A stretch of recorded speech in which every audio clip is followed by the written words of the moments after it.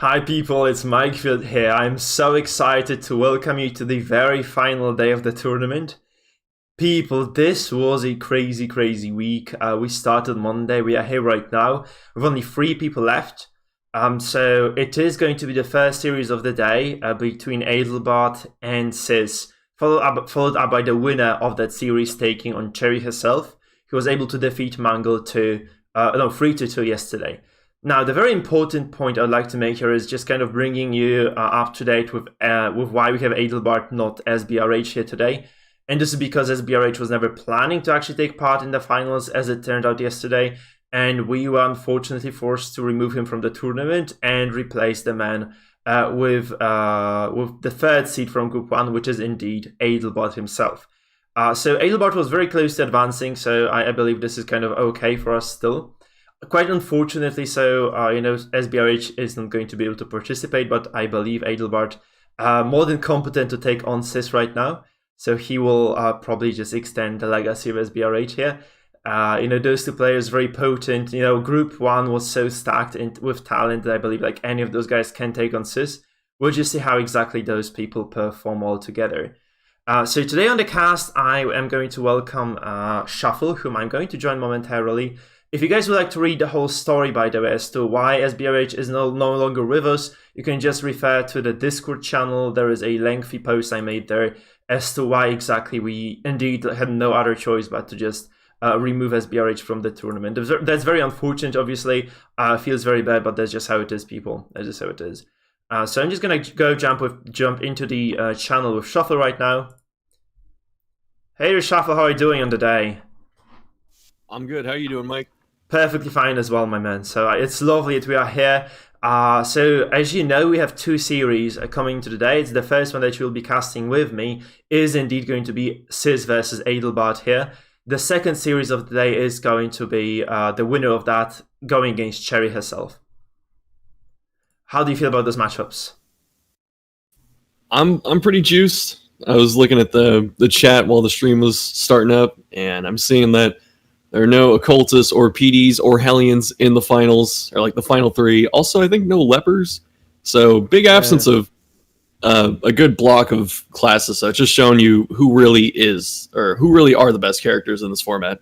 Absolutely, yeah. Those guys kind of know what they're doing, I feel, and they looked at their personal tier lists. They're mostly in line, so I believe that's why we are seeing what we're seeing here. But yeah, that's true. There are like quite a few characters missing. And I especially feel like, the lack of lepers is somewhat surprising. But then, the lineups are so stacked with, those movement-heavy characters like the Abominations, like the BHs, right? There are quite a few of those guys basically on every single team. So taking a leper into the current tournament meta would probably be a big mistake, and you might just pay for it with your tournament life. So yeah, we see a lot of Abominations, basically 2 per team. I feel like 2 Crusaders per team as well. Those guys are basically hitting the limits with regard to those particular characters there, right? We see MAAs as well, also fully represented. Houndmasters, also 2 per team. Only Adelbart actually uses the Antiquarians. He kind of surprising to me because this character seems to be quite powerful as well.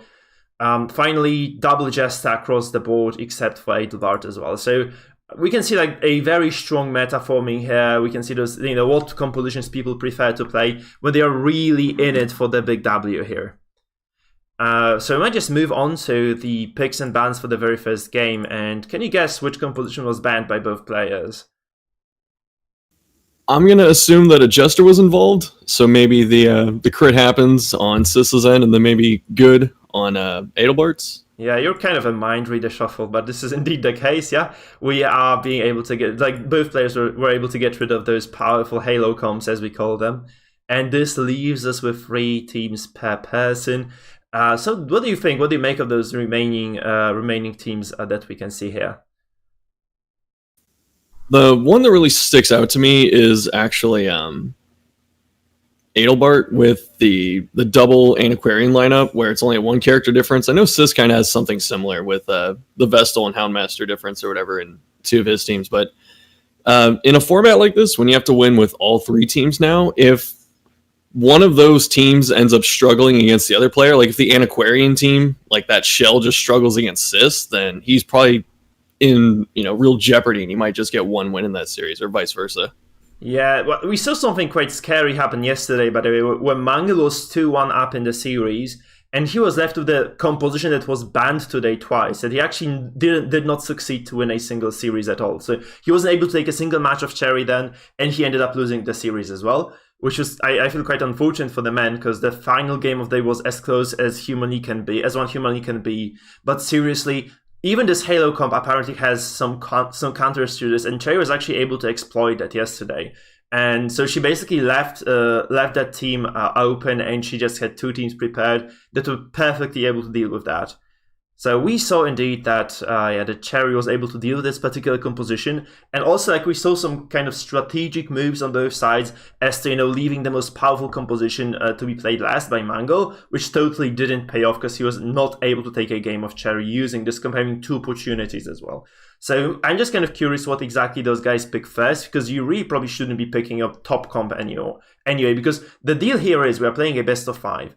And this in turn means that you have to win with every single composition you have available to yourself. And yeah, that's basically that.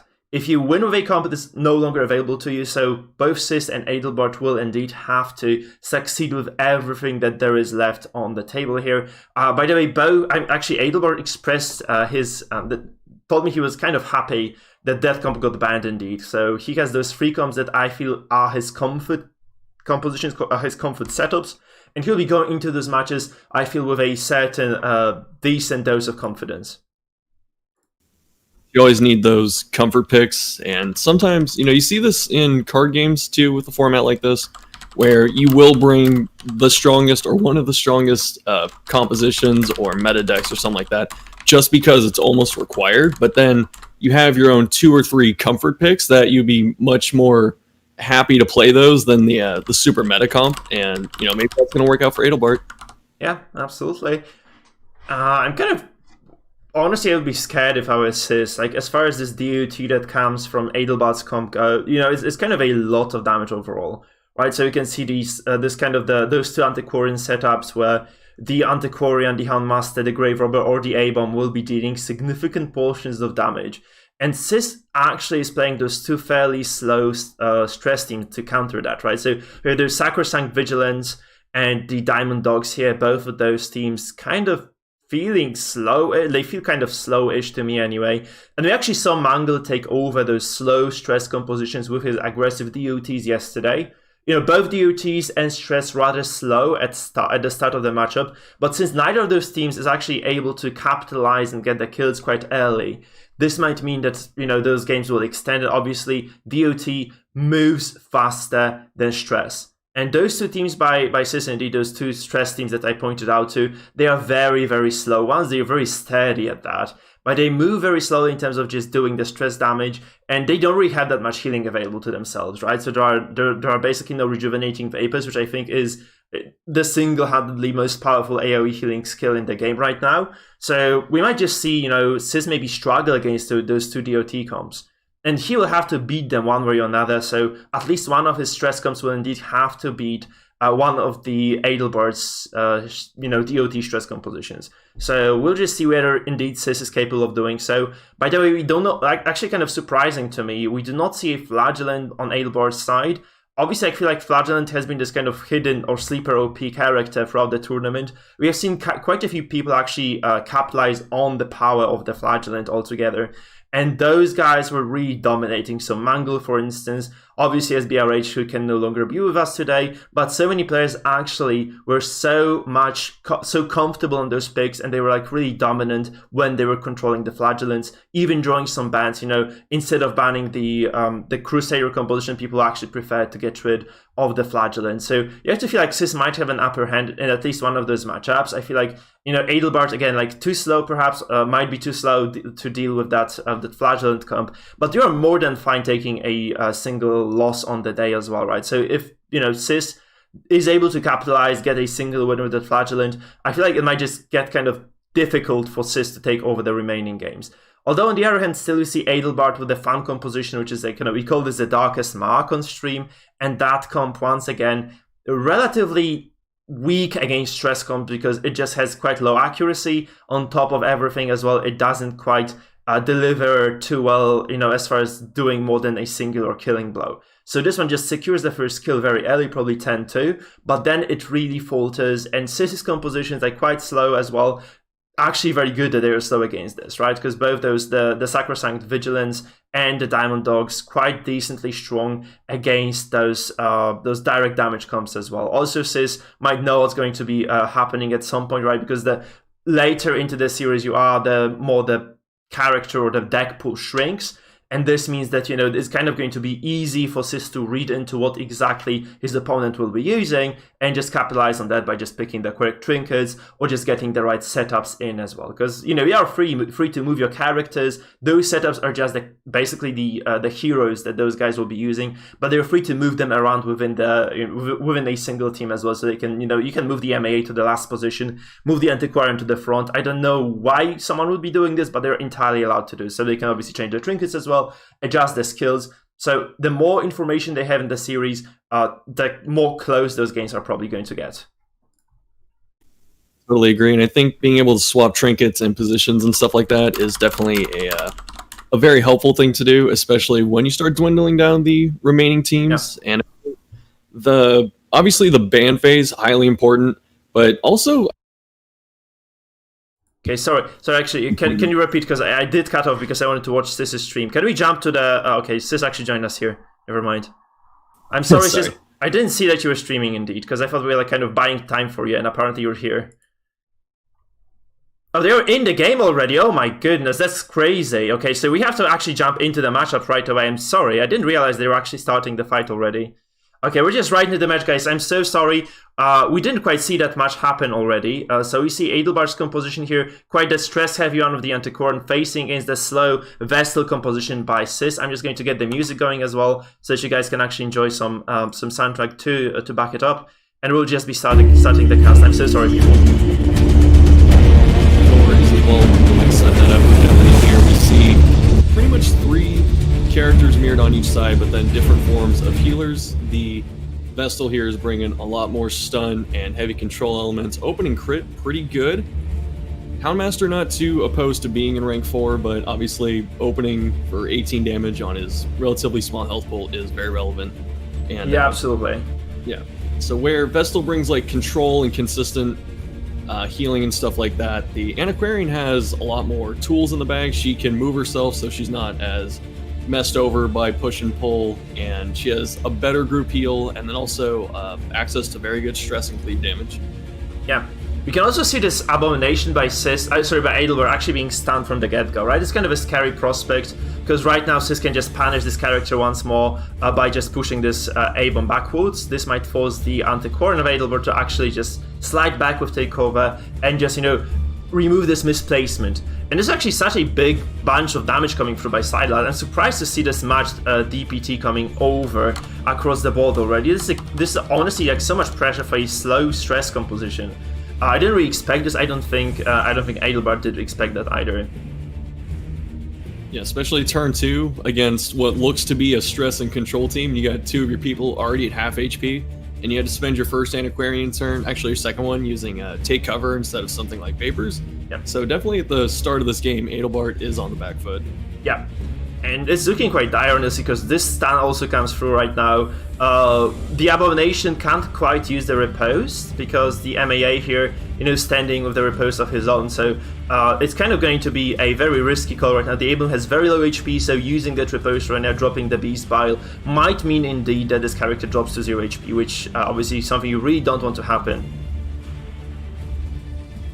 Yeah, just that opening pressure. The opening, I think the A-bomb crit the Houndmaster in the opener, and then just hit him for a raw 17 on the other Abomination turn 2, so... That's A-bomb crazy. putting in a lot of work for CEST right now.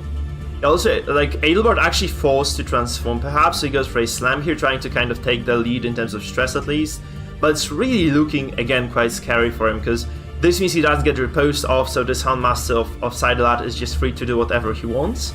And, we might just see another Hound's Harry coming through, and there's going to be so much damage again. it's really, really scary right now for Adelbart, because it feels like this game, hasn't really started that much, and it's already kind of escaping his grasp here. CEST able to establish a foothold in this game, just drops a bolster 10-2 quite late for that, but still might pay dividends if the game extends into perhaps 10-8, 10-9, because then it mathematically probably makes sense to just use that skill. I think we're just seeing a good, double dodge here, but a good example of sometimes the overwhelming advantage of going first, because CEST has access to an extra stun that Adelbart doesn't, and so obviously you got the good opening RNG with the opening crit and all that, but when you have to go second and defend against stuns, your action economy is just so much farther behind your opponent, so you really need some clutch dodges or some good crits or some really good plays to get back in that game. Yeah, and the problem for Adelbart is that he would really like to start dropping the Rejuve Vapors on those characters, because they were so low that if he doesn't do this soon, they'll just start dropping like flies. The issue is that if he does this right now, he's already behind in the tempo, so this means that he will probably not be able to catch up ever again if he does indeed start healing. However, Adelbart is one of those players who doesn't really care about basically taking the tempo disadvantage in the game, so we have actually seen him consistently claw his way back into the games by actually taking the tempo disadvantage on purpose, and just getting the heals through, and eventually taking it off a bit later into the fights and dominating, right? So maybe Adelbart just has a plan still here. Obviously nothing is lost yet. This stun comes through as well on the Houndmaster of CEST, which means it's obviously traded back, but still this means that there is not that much damage going through. So we might just see Adelbart, dropping those rejuves, as I kind of said, right? He doesn't really care about taking the tempo disadvantage right here. So yeah, indeed, that's exactly what we see here, and he might just kind of try to claw his way back into this game. Obviously, this region will last probably for 4 turns. I feel like Adelbart's anti-current does indeed hold the Tears of the Lost, which will extend the duration of the region by a single turn. There's a lot of healing, consistent one as well, so if you take, probably he might just drop it again on the following turn. I still do this quite a lot. Obviously this also allows your characters to kind of maybe not ignore, but at least not to be punished so hard by the riposte, right? So that's another thing. Obviously CEST kind of goes hard on this one, so he refreshes the guard, gets the riposte off as well here. And this means this Houndmaster is in a bit of a pickle here. Yeah, and I'm looking at the difference in Man-at-Arms play right now specifically, whereas CEST is opting to keep riposte up 24/7, and obviously you have to start cleaving into that at some point, because you have to try and win the game if you're Adelbart. But I'm wondering if what your thoughts are, because we're seeing that Adelbart is opting to do Bellow and push the stress and the damage reduction advantage instead of having the incremental hits coming out from the riposte on CEST's side. Right, I mean, if I were to judge the game state right now, I'd say Adelbart very far behind right now in terms of stress, but it's kind of hard to say whether this is going to be quite relevant coming to the later phases of the game, because we know Adelbart is very much adept in that, right? So he's just probably going to be able to kind of come back into this, and maybe, just maybe, when he is allowed to go berserk later, he'll just do that. I'm kind of curious, honestly, those riposts actually being dropped consistently by CEST, whether this is going to come into play later down the line too. Where, this is not really going to punish him, because there is quite a lot of bellow stacking, right, happening right now on the side of Adelbart. So he's actually kind of equalizing the stress as well. There's obviously a lot of damage that has gone down on Adelbart's composition, but this is still not that terrible. Obviously, double stuns coming down right now most likely are going to bite Adelbart on the back right now, because he probably will just lose those 2 turns. He has no way to remove those stuns, so we just have to wait it out. Maybe get the regions off, obviously. Minus 60% debuff to damage across the board for Adelbart right now is quite decent, so this Abomination not so scary anymore. And maybe, just maybe, Adelbart has indeed found some sort of a, a foothold of his own as well in this game. We do see also those flash powders coming down across the board, consistently Adelbart has been using this skill throughout the tournament. What do you make of that? I love flash powder. I think when you play Antiquarian, your first 3 skills are pretty much locked, so you have Take Cover, and then Rejuvenating Vapors, and then maybe Festering, but then your 4th one is pretty much up for grabs, and I like that Flash Powder is seeing more and more use. It has a lot of good applications. It does pretty moderate stress damage. It helps you against riposte users like Highwayman and Abomination and all that, and it lowers their accuracy, which is fantastic. And I do like that Adelbart's taken the more slightly aggressive approach. He's going for those afflictions because I think that a couple of those good affliction hits are going to be how he takes this game. Yeah, and also like lowering the accuracy of the Houndmaster, who already has quite low base, is very important for Adelbart, because this means those Hound Harrys not even remotely as dangerous as they normally would have been. We see quite a decent debuff here on this Houndmaster. You might get a kill here though, because this is kind of scary, considering the fact that the Abomination of Adelbart is indeed exposed right now. This is a 25% kill chance. Very unlikely it doesn't come down, and this means that Adelbart somewhat safe this turn still. He still might transform though. I don't know what he wants to do here. I feel like Adelbart is this kind of safe and slow and passive player, so he might just pick this Abomination from the get-go and just go for a safe play here. Obviously there is nothing that threatens the character right now, so he might just take a while to do so. But he probably will just use the Absolution right now. There isn't really that much threat on the character once the Absolution comes down, because again, those debuffs on the side of Sidelat are quite significant. So you might just see, this kind of safe and contained play. We see a pass potentially coming down as well. Indeed, this is a pass by the Houndmaster, and this means that, again, the tempo advantage goes hugely in favor of Sidelat here. He has a decent stress lead, he has a magnificent damage lead as well, and it's looking quite scary. Honestly, this Abomination will be able to just drop the Absolution right now, heal up a little bit, but this might just not do it, right? Still quite a lot of stress on Adelbart's side. So it seems that Sidelat indeed has an advantage coming into the end game stage of this fight. Yeah, Adelbart may end up losing 2 characters next turn, depending on what happens here, because, we got some good bleed damage. He was not able to refresh Rejuvenating Vapors, and Antiquarian just had to spectate that last round. So we really just have this Man-at-Arms play left, and I think this is going to be a very critical turn here. So this is actually, I feel he's having a field day right now, because he was able to deliver a lot of damage because before those bellows became relevant, and right now he's just making use of the damage that he did to, distract Adelbart from actually doing stress damage of his own. So it's kind of big actually that it is working for him so well. We might see another stun on the Antiquarian here, preventing those Regen Vapors from coming through again.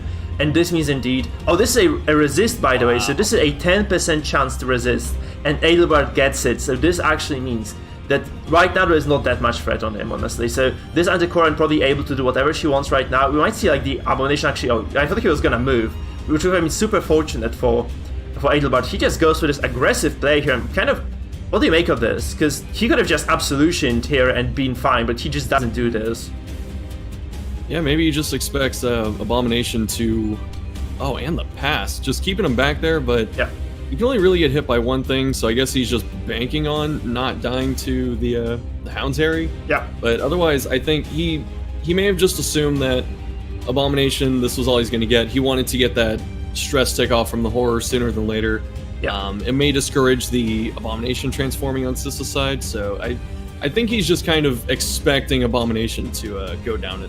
Now it's definitely going to happen as well, because we do see a lot of Harry stacked up on top of the potential Hound's Harry coming down from Wistful Sidelat here. So Sis indeed will be just probably dropping this Hound's Harry from the get-go, and this will indeed mean that, this Houndmaster this Abomination just dies, because you take additional stress damage if you are at death's door, and there's just 15 stress that is needed by Sidelat, by Sis, to take down this Abomination, which will kind of inevitably happen right now, we have to feel. Yeah, I'm actually thinking back to that now. I do agree that probably Absolution should have been the play just to stall out this Abomination one extra turn, because since this is going first, just start the turn, bellow, which is probably what you wanted to do anyway. So he just got a really efficient turn in killing that Abomination. Because you potentially, if this is a slow stress game, you can just use the Absolution, hope that maybe the next turn you can move forward, right? Or maybe even slide back with the Antiquarian and just start spamming those biles, which was not the case for Adelbart at all. So he's on his back foot right now, definitely a single character short already at 10-6. And you really don't want to have a character deficit in a stress versus stress battle, especially when you are also behind in terms of just regular stress damage overall. So it's not looking too hot in game 1 for Adelbart at all. No, it's not looking good at all. And all it's going to take is, I think once this Houndmaster goes down, it's pretty much solved, especially if Sis is sitting on all 4 characters, and he only has 2 afflictions, so he's looking like he's in a good spot. Vestal gets to do all of her stunbot stuff, and since he got the extra turn of going first here, when you have stuns, or if you have more stuns than your opponent, and they start losing characters, it's just so easy to lock them down going forward. Yeah, and he has 2 stuns, right? The Abomination and the Vestal both able to stun quite reliably so as well, because those manacles have extremely high accuracy base, 110 I believe, so very likely to just land every single one of those. Obviously low stun resistance on this Anticore and makes it like a primary target for this Abomination potentially, so that's probably what we will see happen right now. Adelbart will just be targeted down with stuns with a lot of DOTs, and this Houndmaster again locked down and probably is just going to die in this very first fight of the day. It's very likely it just drops dead right now. Actually, we see another stun come down. And this this Anticore right now not doing too hot at all.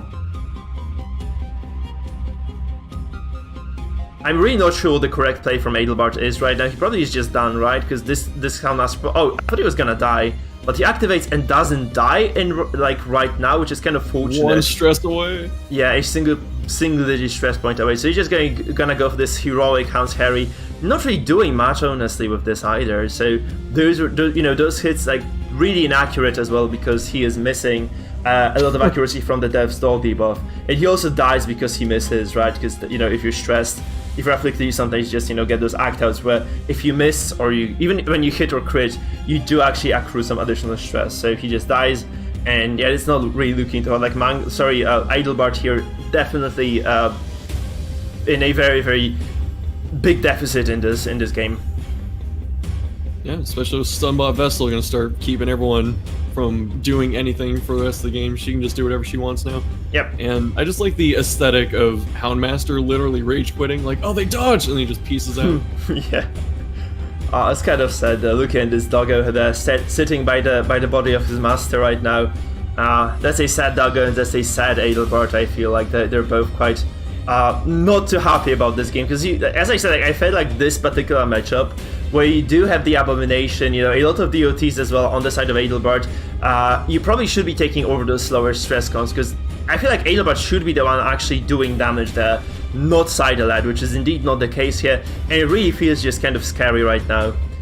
Because if he was supposed to, in my eyes and in my mind, he was supposed to take over this game here, how does he do with a matchup that isn't in his favor? Because I feel this one was kind of in his favor.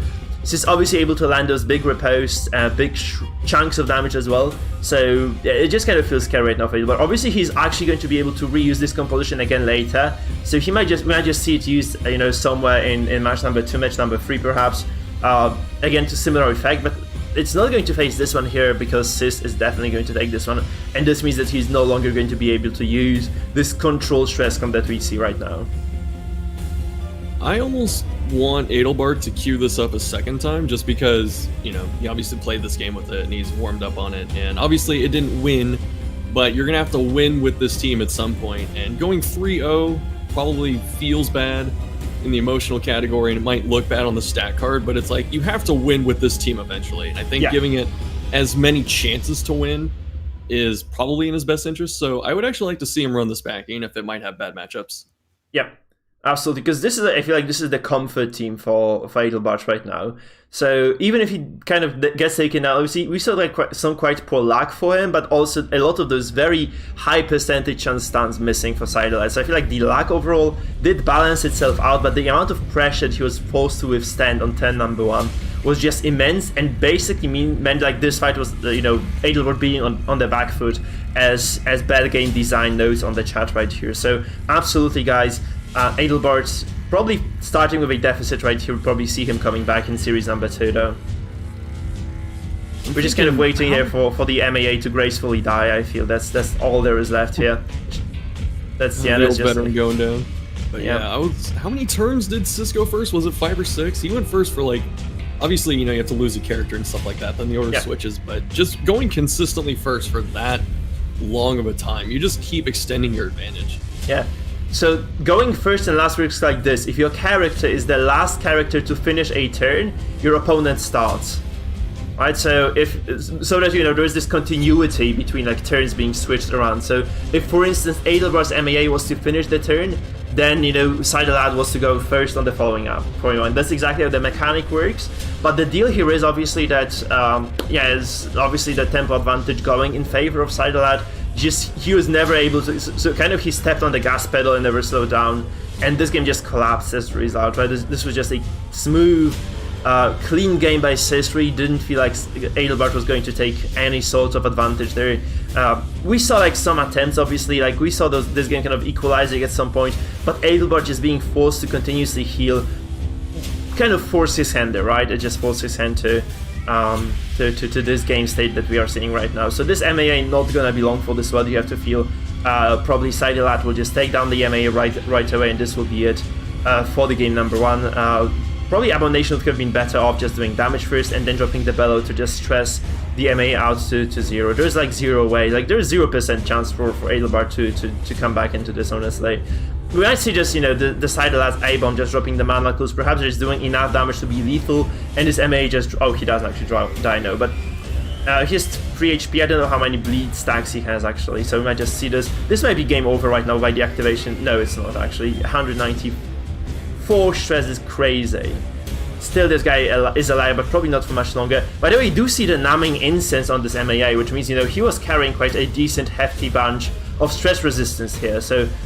something that you really have to take into consideration. So Adelbart kind of read into, him going against stress, but he kind of underestimated how much damage CEST's composition is capable of dealing. So we are going to finish this series number 1 with Adelbart being quite decisively taken down here, honestly.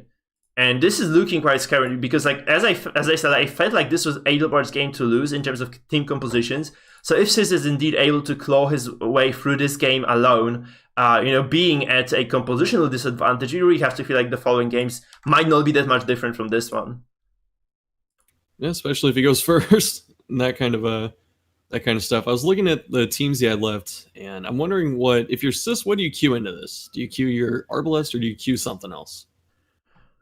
Well, the Arbalest comp is very remarkably similar to the Crit Happens, to that Halo comp, right? So I feel like this might be a comp that CEST might be able to take over another game with, especially playing against stress, because this one plays very fast. It's like a lot of damage, a lot of bleeds, a lot of just direct damage from the Arbalest and the BH and the Jester's Finale as well. So I feel like if you go into game 2, and Adelbart doesn't take his own mark composition alongside this, and CEST does indeed go for this high damage comp, like with the Tainted Devotion one, right?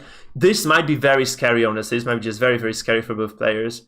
So especially, especially for Adelbart, because he might just end up going 0-2 in the series if indeed CEST goes for his damage comp and Adelbart doesn't go for his own damage comp. Because I really don't feel that either of those stress DOT comps by Adelbart can handle the amount of pressure that this comp by CEST brings to the table, honestly.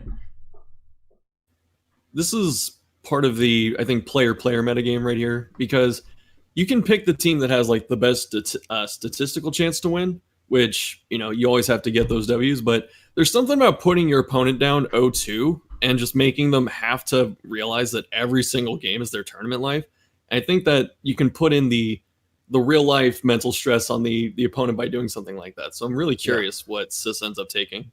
Yeah, nobody likes reverse sweeps, I feel. There are even regular esports, right? A lot of teams just very rarely do they actually come back from those. And this is not even a team game where you have teammates who will support you and tell you, it's okay, we still got this. This is 1v1. You have yourself actually just playing against your opponent, and you are just kind of blaming yourself for every single mistake. So this actually, I think if you look at the MOBAs, for instance, where you have 4 other teammates, those comebacks do actually happen. When you look at 1v1 games, when you kind of have a look at, for instance, StarCraft 2, for instance, right? It's kind of unlikely or quite rare to actually see people reverse sweeping. So if you are indeed behind in the series on the match point, you most likely just lose the series from the get-go, just because of the amount of them just internal pressure really you're experiencing. Also, the fact that you're being watched by a very large audience. Here we have only 40 people right now on the chat, obviously, but this might change as the tournament progresses. So it feels like this is indeed going to be another point of pressure right now for CEST. Yeah, going into game 2, I really thought that he was going to take the one-off Halo comp, but it looks like we are in fact taking the other stress team, and I'm glad that Adelbart chose to run it back, so he may be thinking, I can play better this time. But in fact, CEST does go first and opens with another crit. This is looking very reminiscent of game 1.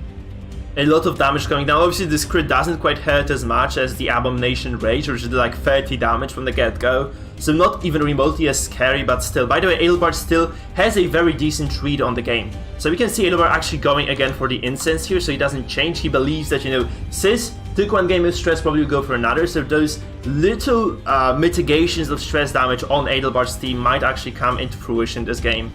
So it looks like, obviously, this series, again, might be just quite a close series, apparently.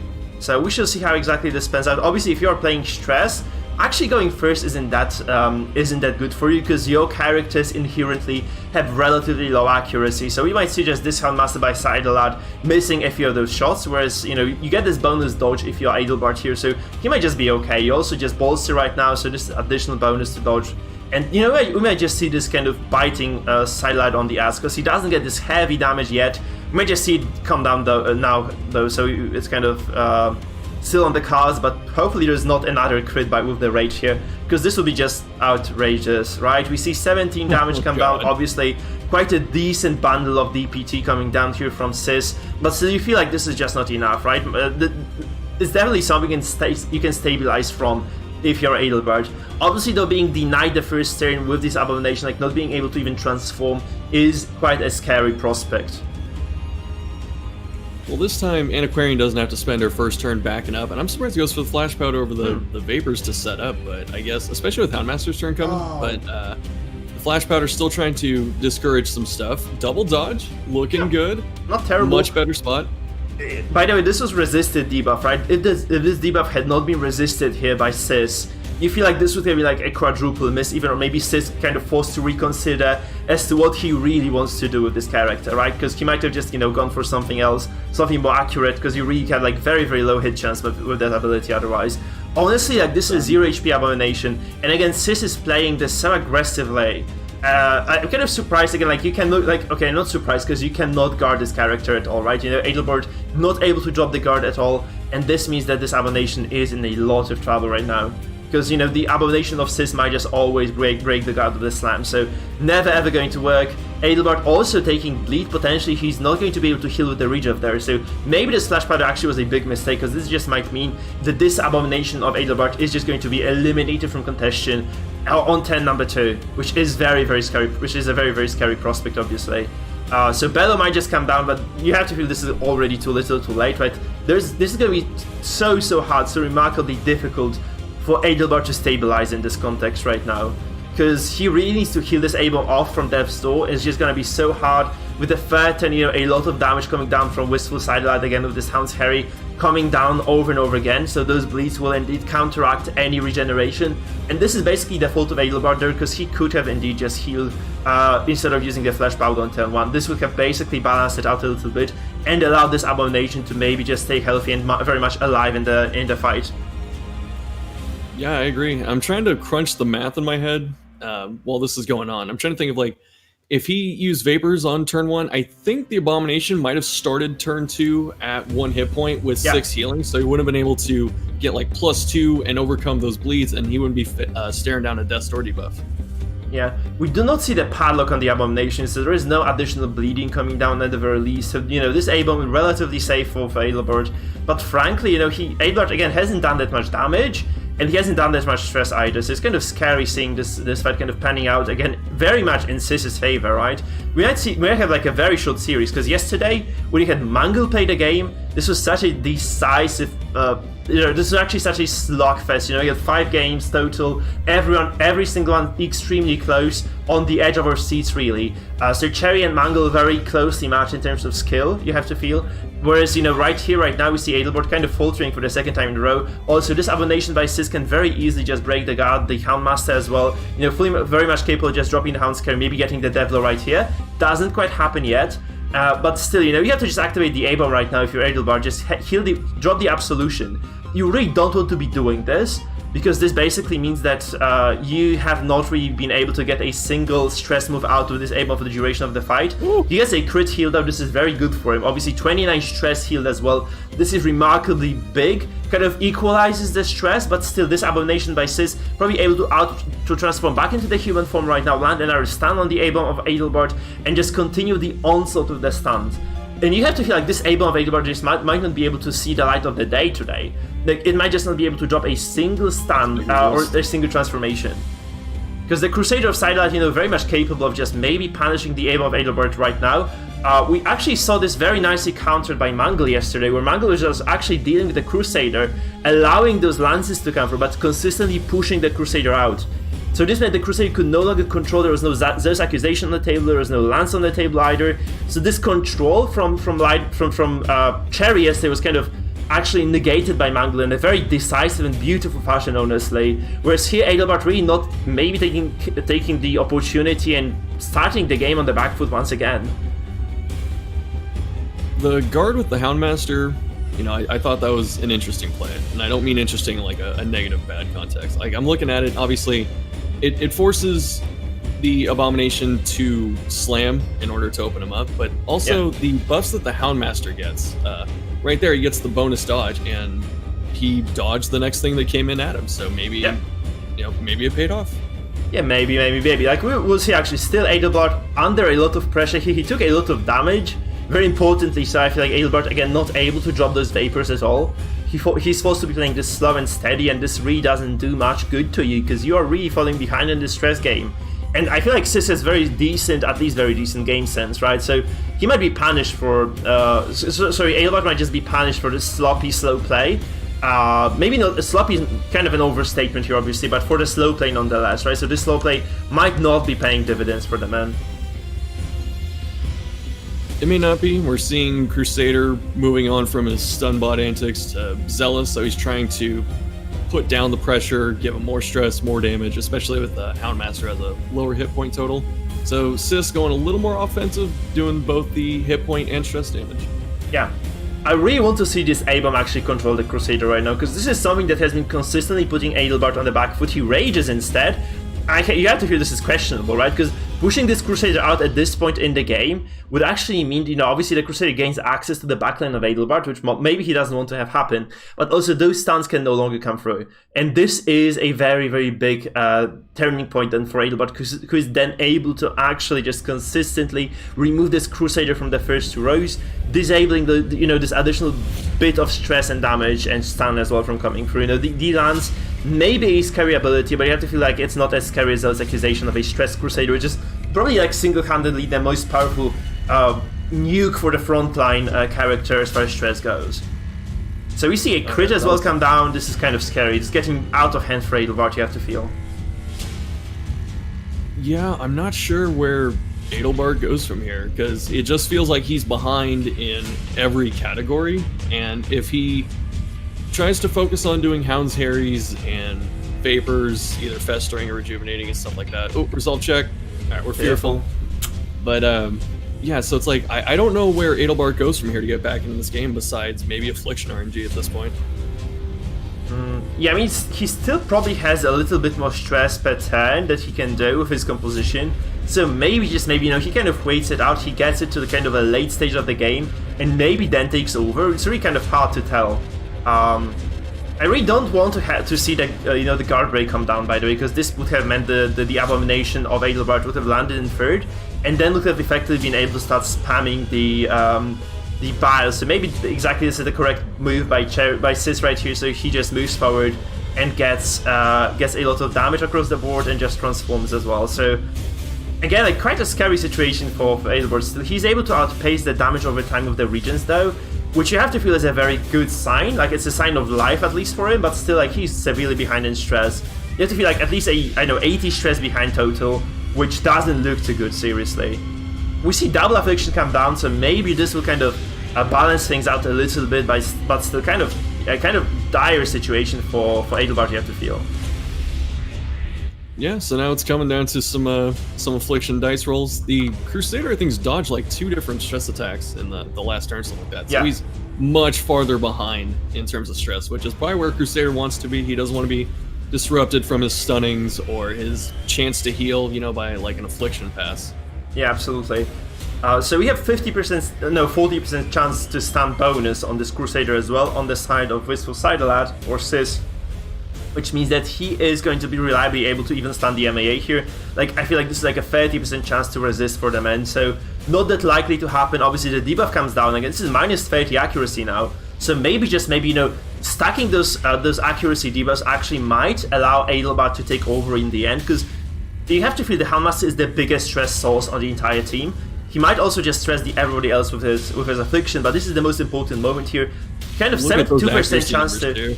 Yeah, we did see Adelbart, you know, in his defense. He has been actually able to drop command previously, so he balanced out his debuffs to some extent, and this means that this Helmmaster of Adelbart does indeed drop a lot of stress nonetheless. So that command actually gives you a little bit of accuracy to balance out those debuffs, and this works. So Adelbart's still consistently landing those bits of stress and DOT, able to keep control in this game. I'm looking at the Man-at-Arms for Adelbart right now, and he has that stress reduction trinket, and he's still just as stressed out as everyone else on the team. And I'm wondering, like, he'd probably be close to heart attack range if he didn't have that thing on at this point. Which is scary, because this means like CEST would have been winning even harder than he is. Right now, obviously, again, like, this looks like an 80 stress gap, which can easily be bypassed if you kind of press the go button right now when you're Adelbart, right? So you can probably just do this. You can just go hard and maybe not go home because of this, right? Because, again, like, being at an 0-2 deficit, very unlikely for you to come back into the series. Also, basically losing a single game in a best of 3 already meant that you had like very low statistical chance to come back into the series in this tournament altogether. So dropping the first game, again, very detrimental in the best of 3. So you have to feel like dropping 2 games, again, just lowering your win rate very significantly. We see a very fortunate, actually, we see a very fortunate turn of events here. This Abon being moved to the middle by an affliction, which means that now he's able to just spam those beast biles from the row number 2. And this is just so comfortable for Wistful Sidelight, you have to feel it, you know, because those beast biles will mean that there is zero way in hell for Adelbart, there's no way in hell for Adelbart to actually just out-heal this ever again, right? We might see just the beast bile come down right now, going for the finishing blow on the Houndmaster potentially. Oh, it's a pass. It's a pass though for CEST. Man, that's got to be just slight. It has to be tilting for Adelbart. Watching this abomination who's out of transforms and stuff gets to move back for free into like the most optimal spot now. But, you know, this kind of turns into a decent position for him, because CEST does lose a little bit of CEST does lose a little bit of momentum here just by that pass, and maybe, just maybe, this gives enough time to Adelbart to kind of stabilize this game. Still, he really needs to stabilize. Like, he needs to come out even, or at least come to the position at which he can contest the victory in this fight. So he's still quite far away. Obviously, we have seen crazier comebacks than this one in this tournament, so this would not be too surprising to see, you know, Adelbart just take it home still.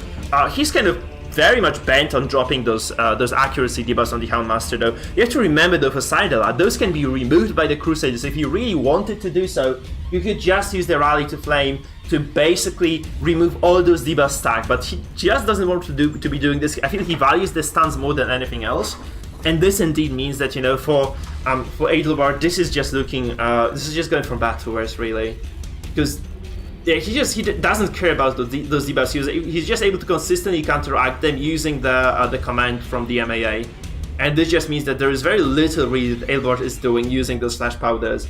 And you have to imagine, like, if he had been dropping the flash powder across the board, we'd have already seen like a lot of 0 HP characters on the side of CEST, because those, you know, those blights do stack up quite handsomely over time, and also the DOT coming across the board might crit, so this is another source of stress. Maybe indirect, but still something you may rely on. This is not a death blow, actually. It's a death blow, like this is a heart attack for the Houndmaster, which indeed means that this doggo here dies, and this is a 3v5, 3v4 right now. Not really looking to hold for Adelbart at all. Also, those stuns coming through, probably double stuns from the next turn as well, might mean that, you know, there is very little for Adelbart to actually do in this game. I feel like Azel's accusation might just kill the MAA as well. Maybe not, because he actually does have the numbing incense there, but it's gonna be kind of close anyway. We see a stun come down again on the Abon of Adelbart. It lands once again, very likely to do so as well, because, you know, that's just 60% stun res versus 40% bonus stun chance, so 20% to resist, not that big of a deal. For CEST, this wasn't even a risky move there. No, it wasn't, and I think that Adelbart finds himself in the same position. I was thinking back on like turn 5 that he was in a better position than he was last game, but here we are going into turn 6, someone dies at the end of the turn, so he doesn't get to go first, and now he's just in the same spot that he was last game against something similar. Yeah. And again, Adelbart here, he's just gonna take so much stress this night. We might just see a hard attack on the anti-core, and then this is just going to be directly followed by a very, very dead MAA. Because he is on the verge of just dropping dead here. There's very little Adelbart can do at this point, seriously. So CEST kind of playing CEST just knows all the ropes here. He's just doing everything right. He gets the Hound's Harry probably across the board as well, removing Adelbart's MAA, threatening the hard attack on the anti-core as well. This is just a dead MAA, you have to feel, right? Or maybe on the activation, she's just going to take this additional stress from the Hare, and that's just all she wrote for the character here. The MAA of Adelbart just goes down. We see double heart attacks as well, so it is just going from bad to worse indeed right now. We might see stun as well come down.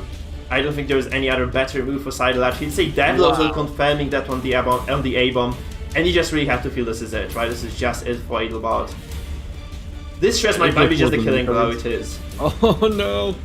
Yeah, he didn't even get to activate that. So it's a clean 2-0 swipe right now, and CEST is really taking over this right now. By the way, there is a question on the chat about the rules of the tournament. The rules are, first of all, in the video that is available on my YouTube channel. Second of all, we also have a special section on our Discord. So if you go to a link that I'm posting right now, my man, you'll just see all those data there. All those data points there, so you can kind of learn about the rules, about the draft, about the picks and bans. Everything is just available to you right here, right there. So I hope this kind of answers your question. Shuffle, we are getting set up for game number 3 slowly but steadily, and you know there is a single team left for CEST. This is the scariest one of them all, so we really have to prepare for heavy bleeds, heavy damage, heavy crits. I don't know what you do if you're Adelbart right now, because he's again at a 0-2 deficit. Things are not looking too hot. Guys, by the way, I'd like to take this moment to kind of advertise 2 things. First of all, we have Shuffle FM here with us, who's kind of a very big YouTuber. He does a lot of content on the Butcher's Circus and also specifically on Darkest Dungeon Classic mode. So he's a very decent run right now with the modded characters in the Classic DD. Very much worth checking out, guys. I'm just going to drop the link on the chat. It's really pleasant to watch him. You hear his voice, right? It's just so pleasant just listening to the man, and watching him play is just pure pleasure. Now, moving on, I also have a YouTube channel of my own. I have a Twitch channel of my own, guys. If you haven't done so yet, please try to either subscribe or follow, one of those 2 things, depending on which medium you're using. Also, there is a Discord that we have as a community here. If you are willing to kind of join the bunch of people who really like the Butcher's Circus altogether, this is the place to go for you. We do other games as well, but DD is our main focus, and the Butcher's Circus specifically. So if you're interested in PvP, join the Discord, be a part of the community. And yeah, that's all that we really wanted to say here. We're just waiting for CEST to set up for stream number 2, I believe. He said he needs a little bit of time right now, a breather, so we'll just kind of take this small recess to kind of discuss the thing. I'm just gonna tell him to let me know when he's ready. So what do you make of those 3 compositions, by the way? Shuffle, what do you make of those 3 comps left for Adelbart and this single comp left for CEST? What do you do if you are Adelbart right now? If you're Adelbart, you have the luxury of knowing the 1 team he has left, so you try and move your characters around or trinket them as appropriately for this specific team as possible. However, I just don't think that Adelbart's remaining teams are going to match up too well against it. He can probably win with the Abomination version of the Halo down at the bottom, but the other 2 feel like they're gonna struggle, especially the Grave Robber team. Grave Robber just absolutely melts to even non-crit Arbalest shots, if she gets caught without stealth, and she can also get flared out and stuff like that. And then all of the awesome stuff coming from Man-at-Arms, like the damage debuff and stuff like that, or the potential stun if Houndmaster gets lucky to be in rank 2 or something, it just doesn't match up against Arbalest. So the one luxury he does have is the Rejuvenating Vapors, so hopefully maybe he'll switch to the Tears of the Lost to get that extra tick of it, and if he can dodge enough of the bleed damage, then he can probably keep his characters healthy enough so they don't get picked off too easily by Arbalest. But everyone's pretty squishy in the remaining teams except for that last one. So Finale, big threat, just a lot of a lot of scary stuff coming in from CEST on this one team. Yeah, absolutely. And the big issue as well, the fact that, this okay, Adelbart, because of the rules of the tournament, Adelbart has to win with every single comp he has right now in a row. So he needs 3 wins, and 2 of those will be with a disadvantage, right? So he will be probably playing from behind in those games. And obviously you have seen Cherry actually manage to win against those very aggressive compositions using stress. So maybe the third comp by Adelbart here, the Hev, might just take a W as well of that. But then you are left with this very, very scary situation. You have this super squishy comp number 2, the Luck comp, which might just I'm not saying this is going to be unbeatable, but it's just going to be so much trouble. And even if you stack dodge, it's kind of not a way out, because this Jester will just take over still. You have the accuracy buff there, the ballot just drops down, and all this advantage you get from dodge initially is just nullified, or just goes to very close to being worthless. Yeah, and I'm wondering specifically that second comp, since it does seem like it has the biggest Achilles heel factor, I'm wondering what changes do you make to your lineup here? What trinkets? Do you swap the man-at-arms skills around? Do you just forego Bellow or do something crazy like that? Or do you keep it to make him flare? I'm not sure what you can do with these remaining teams to really maximize your chances in terms of trinket choices and skills. Yeah. He doesn't even have anything to pull to pull Arbalest, right? Because we've seen CEST never use Snuff the entire tournament, and I think it's only been punished once or twice. So he has no way. Actually, no, he has one team that can use Come Hither, but otherwise that Arbalest is just going to sit in the back for free and just fire off shots. Yeah. That's exactly true, right? Another issue is you can take protection, right, against that, but there is a Flagellant, they're doing a lot of bleed. As well, there is a Jester there, so you cannot go fully defensive on the trinkets, I feel, because this is just not going to take you anywhere. And yeah, that's really the issue. You cannot really counteract both the bleeds and the damage, right? There is so much direct damage on this comp that it's just really difficult to tackle, because both the bleeds and the damage will kill you, and the BH will just relentlessly kill you off, with every single move. Also for the Jester, using the finisher, very easy to confirm kills too. So you just have to feel there is very little Adelbart can do. His hands look kind of tied in terms of being able to just take over the series. Right now, he needs to win every single match going from here until the end of the matchup here between him and CEST. And it's just looking maybe not unlikely, but it's just looking quite brutal overall. This just feels like he might, it really. I kind of wonder if he has enough to, if he has what it takes to just maybe stay composed and take it back. I think the first step is going to be he has to go first, because I think if he can go first against that team, he's in a much better position. Adelbart's gone second both games, so if he goes second again this game, I think it's almost a wrap just right there. And I do like CEST's decision making, because we were talking about what team do you lead off with? Do you lead off with your weaker ones to give them more chances to win? And I like that he saved what seems to be his strongest team for the end, so he has the most guaranteed way to close out this series. Yeah. We had to remember that this is exactly what happened to Mangle yesterday. He came with his strongest team and got destroyed. So he left the strongest team for the end. He left the permanently banned composition, and then he was just not able to secure a win with it. So obviously the final game was very close. It basically probably just was mostly RNG, because both players were playing extremely well, and there was just kind of a lot of those unfortunate situations where Mangle was just not able to secure the kills on time against stress, which eventually just led to his demise. But obviously Cherry just was playing very proficiently, and this was just not as close as it could have been, just because of those death blows being resisted perhaps. But still, this final game really had you on the edge of your seat. So you might just maybe Adelbart just knows what's gonna happen now. He knows how to prepare, and he will come out victorious in this series. Obviously, again, Flagellant, not the most accurate character in the world, perhaps, so we might just take a lot of dodge, and maybe just even despite the ballad, get away with that, right? So we might just see that happen as well. I'm not really sure. You can strategize in quite a few ways. You can take some bleed and blight resistance on your back row as well.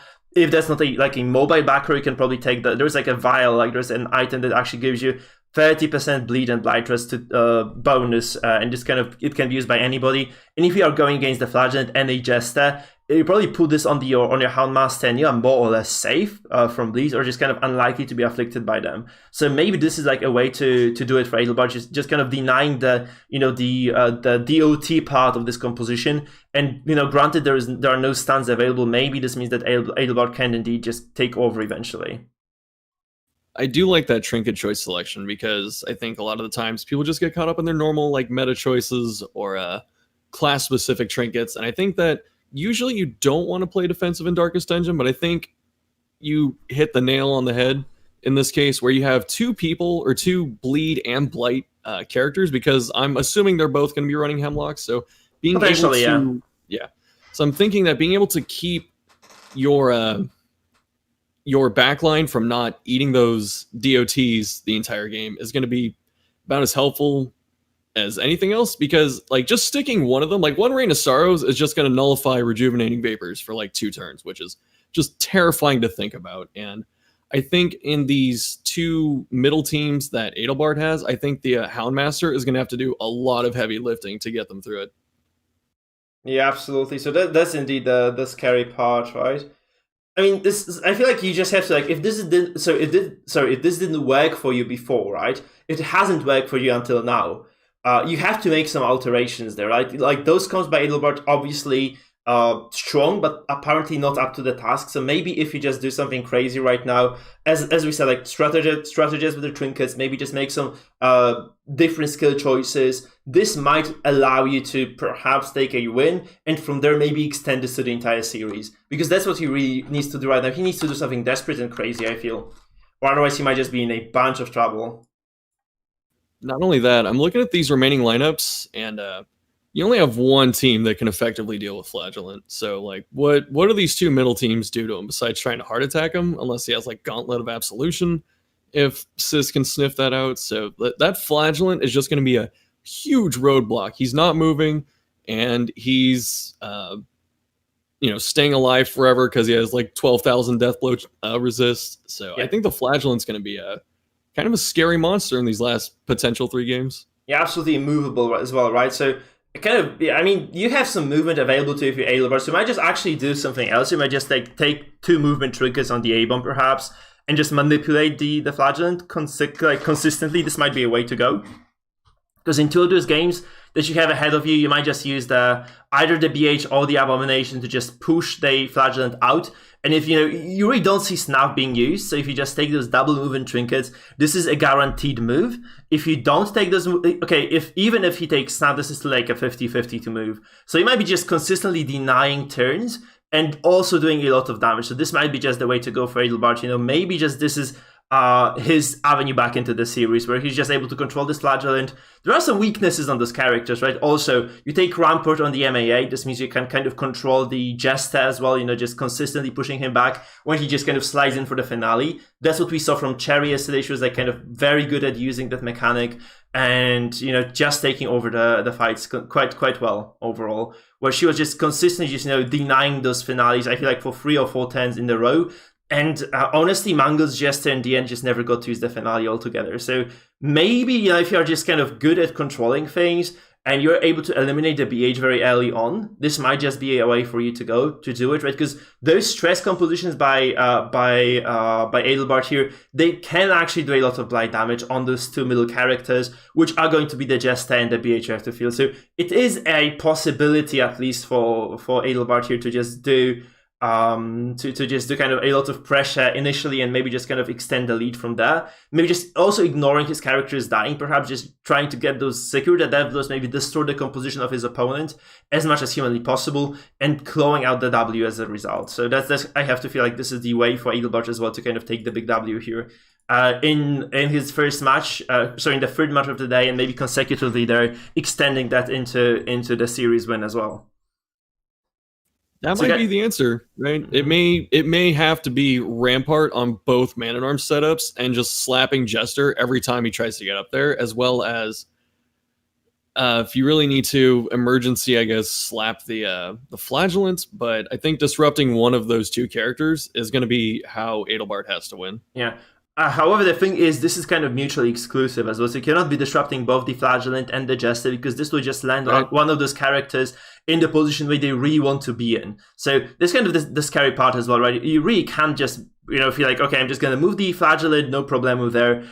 There is nothing you can do, sis, right? The thing is, you can move the Flagellant, but then you just always slide the Jester into position 2, which means that if you have taken like a lot of damage on the previous turn, you are just going to eat the finale, and that's just not a good thing. Obviously, you can also try to chain stun and push, right? So you might just perhaps try to stun with the Houndmaster and use the pushes with the Abomination potentially, right? To just kind of chain this into like a stun Jester landing in 4th, or maybe stunning the Flagellant, just pushing him out as well out of the way. So there are like quite a few venues or quite a few opportunities there available to Adelbart, but you just have to be super meticulous and super careful with every single move you make, because honestly, like a single mistake in the fight against Sis might just cost you the series. Definitely an uphill climb for Adelbart, and if you're spending your turn, like every turn with those two characters doing some kind of disruption, they're pretty low tempo moves in the grand scheme of things. Like, stunning has all of its amazing benefits, so does moving and dazing and stuff. But if you're committed to doing that with both Houndmaster and Man-at-Arms on these teams, you're really leaving it up to Grave Robber and Abomination to do pretty much everything. And I don't know if they have they're Abomination specifically is a strong character, but I don't know if those two can really carry the entire game on their backs. Yeah. Sorry, I just got news that I heard like the stream is stuck for some reason, so I'm just going to kind of to investigate this really quickly. Because on mine looks okay, but I'm just gonna go to Twitch and YouTube. I'm so sorry, Shuffle, to kind of butt into this one.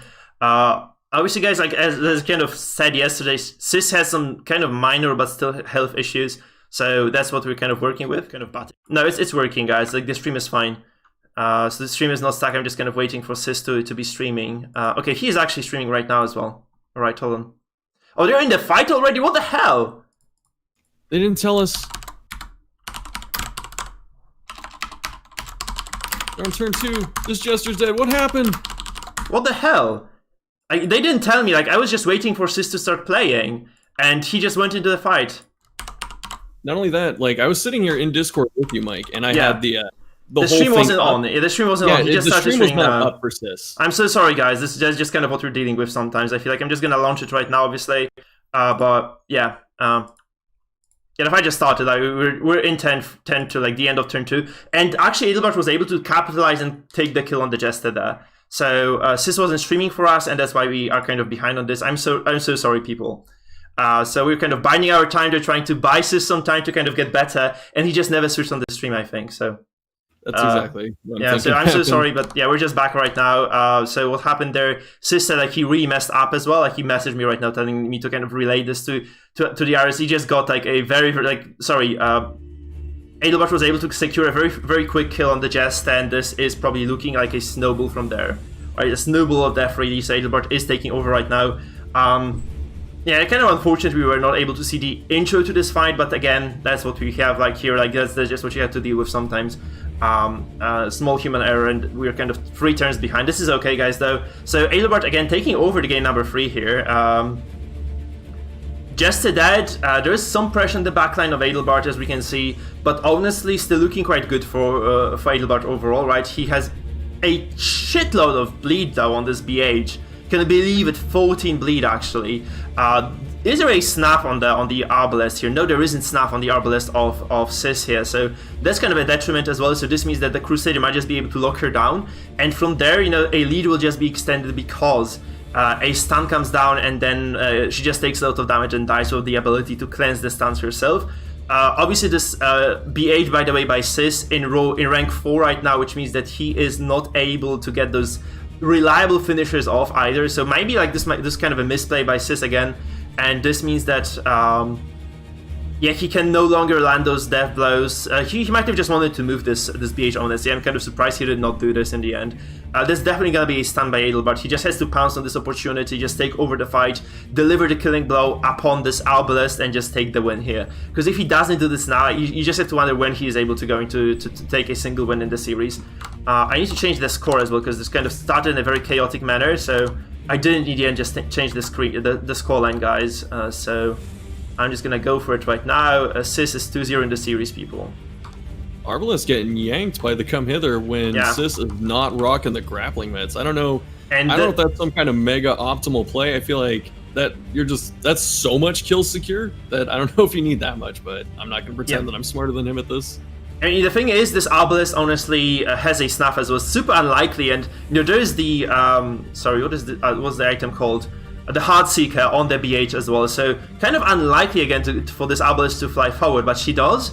And this actually means that there is quite a lot of pressure on Adelbart here. Obviously, the Crusader actually kind of comfortably sweeping forward with the lance, so this Arbalest takes a bunch of damage, bunch of punishment. Might just see a heal now come down as well, which we do. I'm not sure if you really want to be healing this though, because I feel like maybe if you're Adelbart right now, you play forward. Maybe you just trade a kill. You kind of risk trading a kill at least. So you go for a. Okay, no, actually, never mind. I'm stupid. He still has the Abomination available, so he just goes to 0 HP right now with that. But there's a problem for Adelbart because he can no longer finish this kill, because he would have to move the BH forward to do so, and this is not really on the cards, because then you just risk getting killing blow. Actually, never mind. It can still happen, right?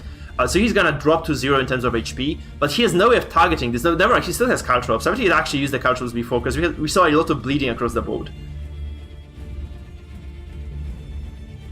Yeah, this I'm wondering if maybe it should have been a different turn order to secure this Arbalest. You know, like maybe Rage first with Abomination, then Bola with Arbalest, so you get the chance to finish him at that point. That might have been the kill secure, especially with the finisher. So yeah, I don't know. Maybe that would have been the better choice. That's very fortunate though for Adelbart that he doesn't actually get taken down here by this BH. Kind of likely to happen as well, because we have 75% death blow resistance there, and this is like a 35% bonus on this BH there with the finisher and the Heartseeker. So again, we don't see a kill coming through actually, so this is a lot of momentum swing actually in favor of Sis right now. He's kind of biding his time there.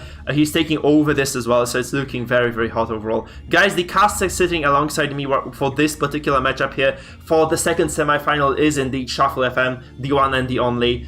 He has just posted on the chat, so you can just go to his YouTube channel from there. We actually see a kill coming down, by the way. This is very big momentum swing actually for Sis there, because he might just be able to climb, claw his way back into the game right now. He lost the finisher there. He's no longer able to deliver those killing blows, so he really has to equalize this fight right now. He has to go for a transform, perhaps. He goes for a stun potentially right now, I guess. He's just gonna go for a stun there on this Arbalest just to even things out a little bit. This is a death blow as well, and this is a kill secured. This means Adelbart probably very unlikely to lose this fight at this point, because what do? You have two avenues of healing available, and this is a stand Flagellant as well on the side of Wistful Sideladder or Sis here, which means that there is just such a low likelihood of them actually just going back. Wow. And you see, yeah.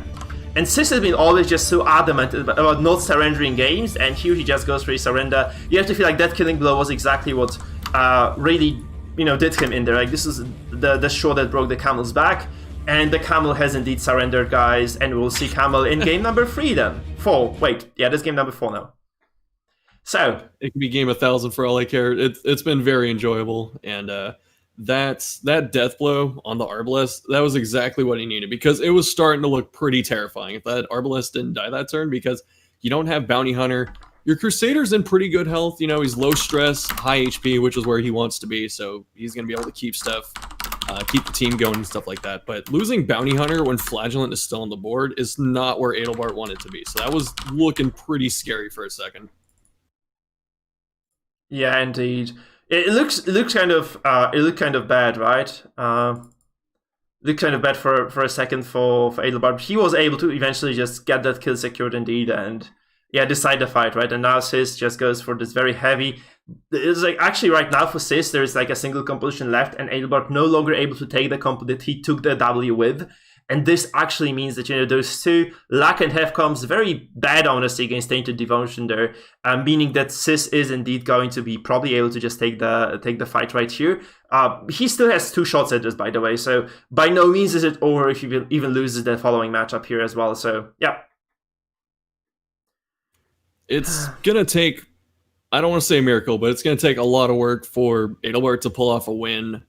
Just another win with one of those teams, and he's gonna have to do it twice, back to back. So it's gonna be scary, and we have the luxury of caster vision. So I'm watching Sis go through his trinket choices right now, and I'm not gonna say anything, but I'm curious what he ends up taking, because I think he's already made one switch, and he might have switched back. I'm not sure, but yeah. So I'm wondering what he comes into the next game with, because now he knows what he's facing, and there's only one character difference on the 2 remaining teams, so it's much easier to itemize and pick skills for.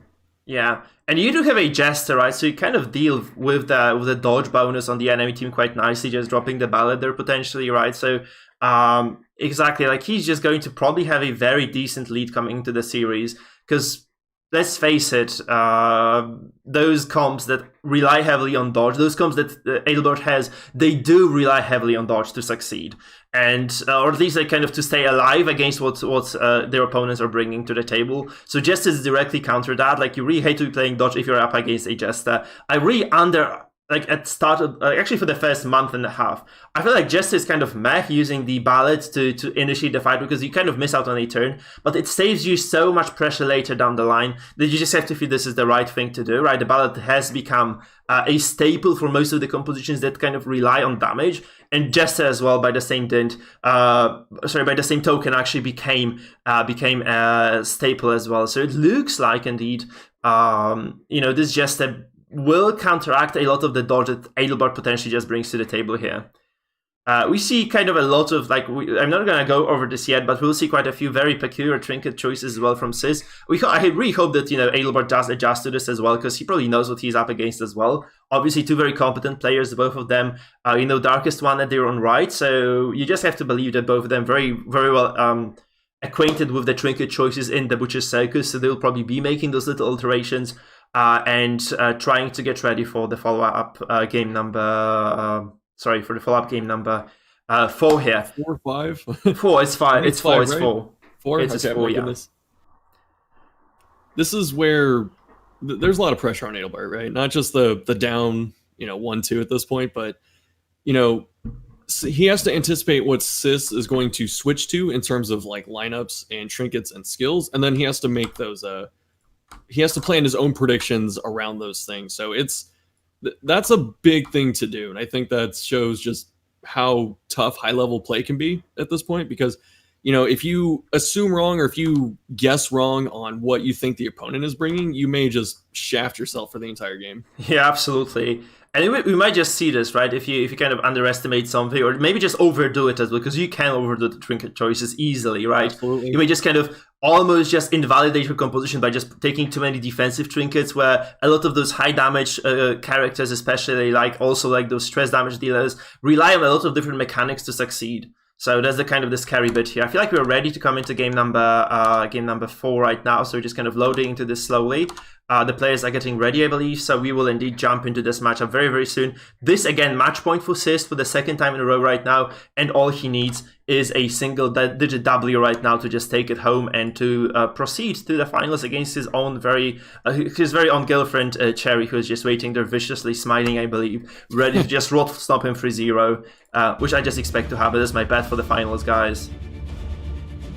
I know, what's that conversation like? If CEST does make it to the finals, then is it like, loser cooks dinner for a week? Something like that. Oh, God. Or does the dishes. I feel dishes are better. Worse. I mean, actually, I very much appreciate cooking, and I enjoy cooking as well, but doing the dishes is really the worst thing in the world, man. So I feel like I would just play for the dishes. And you really don't want to lose. Like, dishes for a week is a freaking nightmare, guys. I've been there, so I know that. Alright, here we go. We see the aggressive start from CEST, putting the Jester in rank 2. That means he's looking for that early finale, probably on Houndmaster or Abomination. Yeah. Or the rare Antiquarian if she, slips up or something. Yeah, and we got the opening Blackjack. That's very good. By Adelbart, this is such a solid play, by the way. Getting that stun down, removing the Jester from contention for the very first stand, that's very big, because he can no longer do any bleed damage. He loses a lot of pressure. Obviously, I feel like we saw CEST take the ballad first of all, and then actually go for a road to Jester. By the way, look at this. CEST plays his heads up. He moves the Abomination of Adelbart to row number 4. Oh, this is kind of counteracted though. That's kind of odd, actually. I really don't like doing this, but ow, this is the play. Look at this. He has the stealth ignore trinket. He goes for a grit. It goes through. Oh dear lord, this is so good for Sis right now. There is no direct healing there. There is a Derek stab, there is a second shot, there's a second shot available as well. He read this Antiquarian, he basically made her walk into this freaking trap. She wastes a move, doesn't accomplish anything by doing so, and right now you have to feel she's just dead to rights. She could be, especially that Rain of Sorrows. Oh, it misses as well. Yeah. This is such a... going second.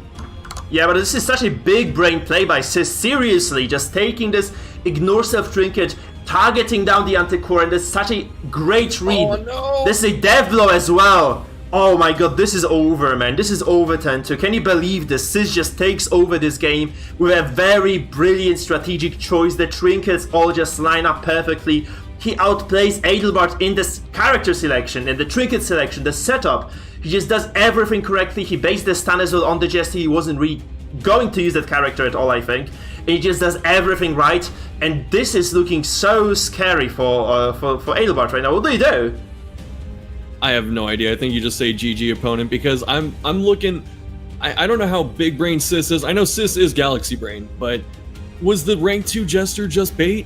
I'm thinking Adelbart may never have just moused over the Arbalest and knew about the stealth trinket. Yeah. Like, I wouldn't be surprised, because he just walked into it. Yeah, absolutely. Oh my god, this is so scary. This is so scary for Adelbart right now. The stun doesn't come through as well, so this is just very much free to do whatever he wants. So imagine, I feel like we might just see a finale as well come down right now. We might just see like a mark for death into an Arbalest shot into just a straight up kill. It feels super bad right now. Oh, it's looking terrible. By the way, there is a death blow as well, right? The death blow resistance on this Antiquarian quite high. Looks like a very, very low percentage chance to kill, alright? Because this is like 25% or 30% chance death blow, I think 30% death blow resistance that the take cover gives you. So obviously this Antiquarian dying from the Flagellant, out of all people, very, very unlikely of an occurrence. Which did come through anyway, so you just have to feel kind of bad for the Antiquarian lady there. Not really getting too much of a lifespan in this series at all. Obviously, we would have probably seen Caltrops come down the following turn, and this would have been probably the end of the Antiquarian anyway. But they just kind of, removes a single 10 of opportunity from Adelbart altogether. So very, very scary spot right now. Feels like Adelbart is just kind of going to slowly bleed out at this point. He doesn't have enough stress to deal with what Sis has, and Sis still has the finale available. Sis has like the Derek sub, Sis has double protection ignore as well, right? So there are quite a few tools that you can just use to bypass guard or just deal with guard with one way or another. And this just kind of leaves Adelbart empty-handed in this fight. I feel like there's very little you can do.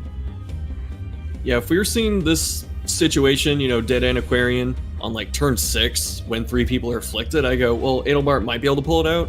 I don't know. Oh, the big crits too. Yeah. But with Jester locked and loaded with Finale, Houndmaster just chilling at 0 hit points with no active healing, even if you lick wounds, that doesn't seem like a great play. No. It's just looking bad. It's looking bad for Adelbart. Yeah, to say the least, it's looking bad, right? To be absolutely honest with you, it's just looking so dire. Bad is just kind of a big understatement at this point. Seriously, look at this. Yeah. Like, he's just getting shredded to pieces in multiple avenues, and there's like so little he can do. Also, by the way, okay, this days will actually come down now, so maybe I kind of a slight 10 all the misplay here. I feel like Sis just wanted to drop those bleeds across the board right first before going for the BH. But the Daze character, again, finish him does give you 30% bonus damage against that, so maybe an opportunity. Another miss on the Jester, by the way. This is like the second time in a row this actually doesn't come through. It just looks super bad right now, because you might just get a finish him on this A-bomb, like 10 damage, and this is just a free finale on the character. This is just game over. Like, you just have to feel Adelbart just kind of outmatched in this one, especially like on turn 1. This trinket choice by Sis really giving him such a huge advantage into this fight. Like, he really took Adelbart by surprise by just choosing the right trinkets. And it just feels like he just bought himself the way to the finals, right? Obviously, Adelbart able to take a single game in the series. It wasn't completely hopeless for the man, but still right now it's looking super bad. Well, we were talking about that before the game. We were saying that one trinket choice may actually throw the game in someone's favor, and it looks like just putting the very rare occurrence of the anti-stealth trinket on Arbalest was that was it. It's like, yeah, you have Arbalest and she can flare you out of stealth, sure, but what if she just shot you in stealth? That might be better. Yeah, there's again, like, there are so many bad things that can happen to you. Like, shooting in stealth is even worse because you just lose HP as well. Flare just doesn't do any damage. But this is such a scary moment right now for Adelbart, right? Because this was a scary one. Like I felt like he didn't notice that, and he just kind of took that took that leap to the backline, just kind of praying he doesn't die from caltrops. And he didn't even get to caltrops. That's kind of again, like this would have bought him some time at least. You know, this Antiquarian maybe staying alive for at least a single round or something. Maybe, just maybe, would have bought him enough time to, you know, do some stress at least. Because, you know, Adelbart has, in his defense, he has done a lot of stress damage. Sis might just be forced to flare just right now to just cleanse the debuffs, because it's like minus 60% debuff damage. But this could have potentially been like way more overall damage if Adelbart was indeed left unattended. Right now, you know, those afflictions come through eventually. But it's just, I like to say this, but this is just too little too late. Like, it just looks basically unkillable of a composition for CEST right now. He has like 4 very healthy characters, 100 stress each, 100 stress a piece is not that big of a deal, honestly, for this comp. Yeah, that's just it. I feel like he's just going to take this home. Yeah, exactly. You know, if, like I said, if this was 150 stress on turn 7 or something like that, then potentially, but it's too much of a deficit to come back from at this point. You got this very healthy flagellant sticking, exsanguinates on that Man-at-Arms, and that's just going to stack up to a ton of damage over a couple turns. Yeah, this is actually kind of making the call here to just go for the MAA, because he realizes that even if he does damage the Houndmaster, he would just heal up back to normal HP and just drop another Hound's Harry, so he just wanted to maximize the damage output. Honestly, the only issue right now for CEST is that he has no direct stun, right? So you can no longer like control those characters of Adelbart, and if they are left unattended for too long, which I feel like might not be the case because this Houndmaster is basically dead to rights right now, I feel like a single sniper shot is what divides him from the life and the death. If he doesn't actually get the kill too soon, like he might just slowly fall behind. And we might just see, you know, Adelbart maybe take a miraculous W here. But obviously probably a sniper shot here coming down onto the Houndmaster, followed up by the finish him on the BH is going to spell the end of that character. Sis actually pivots onto the MAA. I kind of disagree with that move. I feel like this might just be a dead Jester as well right now. So, right, kind of obviously taking a lot of damage on the MAA, not too good for you if you're Adelbart. But yeah, actually, that's fine by Sis.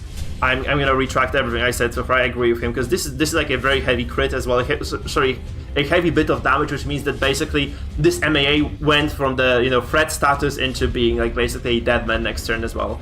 And losing this Jester at this point probably something that you have to kind of anticipate, and you should be fine with that. So we see like a drop of damage again on the Houndmaster, perhaps just kind of preventing the Lick wounds from coming through again, or just another kind of stack of bleeding across the board to kind of to counteract the bleeds perhaps, or to counteract the region on the side of Adelbart as well. And Markin is kind of controversial, I would say. What do you make of that mark there? I just wanted to see damage come down, really. Yeah, because it's like, I think that I actually don't know I don't know how high the bellow stack is on Bounty Hunter right now, but I'm thinking Bounty Hunter could have did that little bit of damage just by hitting it, especially with the Heartseeker. So yeah, maybe he was trying to get the debuff, which didn't stick. I think Houndmaster has some pretty solid debuffers this baseline, so might not have been the best thing to be going for. Yeah, sorry, man. So it was just flared, so I feel like it's just 20%, right? So there's no threat at all there in terms of damage. So he could have just kind of played this a bit more further up. But I feel like he still has such a decent lead here. Even like 2 or 3 passes won't really hurt him at all. It's gonna be like a finish him right now coming down. You have to feel, and that's just it. So on one of those characters anyway, because like you can guard, but this still doesn't do any good to you, right? We see like another bellow come down, honestly. So this does a little bit of stress again. This does actually break a few characters down to death's door. Oh, a singular one anyway.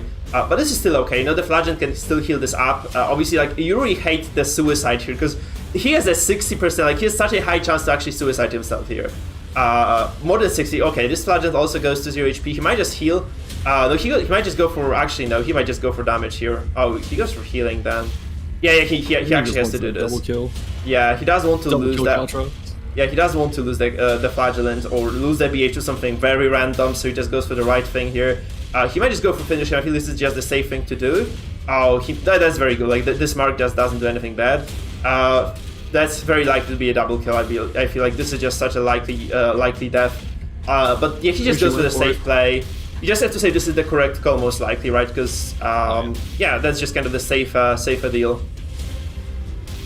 And you get that bonus death blow chance if they're still marked from the sniper shot as well. So it's like 2 secured kills over 2 turns instead of like the very flashy double kill by throwing little pointy rocks at them. Yep, we see a Hound's Harry come through as well. This doesn't really do enough, I feel. Like, this might just kill the BH if he's not healed immediately. But if you just activate the Obelisk right now, heal the BH first. Oh, this is actually kind of getting scary for Sis. He might not realize this, but this might be a dead BH right now. No, actually, never mind. This is okay now. This heart attack actually works in Sis's favor there. And this is a dev blow as well, concluding the series, ladies and gentlemen. This is a 2. So this is a 3-1 victory for Sis. And Sis is moving on to face nobody else but Cherry into the series number 2 of the day, which is going to be our grand finals, guys. So right now, we're just going to have a look at this. So Adelbart, thank you so much for playing. Congratulations, my man. It was very big of a pleasure to have you. Also, thank you so much for reacting on time and just, maybe sacrificing a part of your Saturday evening just to come here to play. Guys, huge kudos to Adelbart. He came to play. He did such an excellent job here. This second game of the day, like this one actually, sorry, the 4th game of the day here, was actually super close. I feel like Adelbart might have actually taken it home as well. So, huge kudos to the man. Also, by the same token, guys, huge kudos to Shuffle, because he came here voluntarily. I'm not paying him or anything. It's just a huge favor from streamer to just come over and help out. And yeah, obviously, guys, remember, if you haven't done this yet, please subscribe to Shuffle on YouTube. He's such a big YouTuber as well. And it was like you saw how clean his cast was, like probably one of the best casters out there for Darkest Dungeon. He has been casting his game, I think, for quite a while right now, talking about his Darkest Dungeon experiences. Right now, he casts this series in such a clean fashion, really excellent commentary, very logical. Obviously, perfect tempo there as well. So huge kudos to Shuffle. Thank you so much, man, for visiting. Thank you for being here, my man.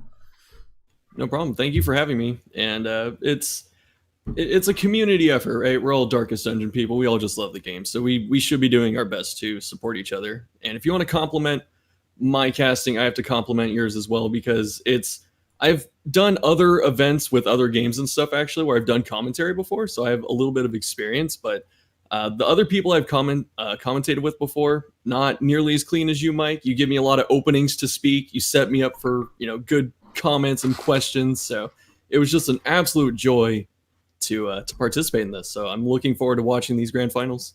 Absolutely. Thank you so much, my man. So we'll see Silentia coming in for the second cast of the day then. I feel like we need to give Sis a little bit of a breather, right? Because he has just come out of a very stressful series.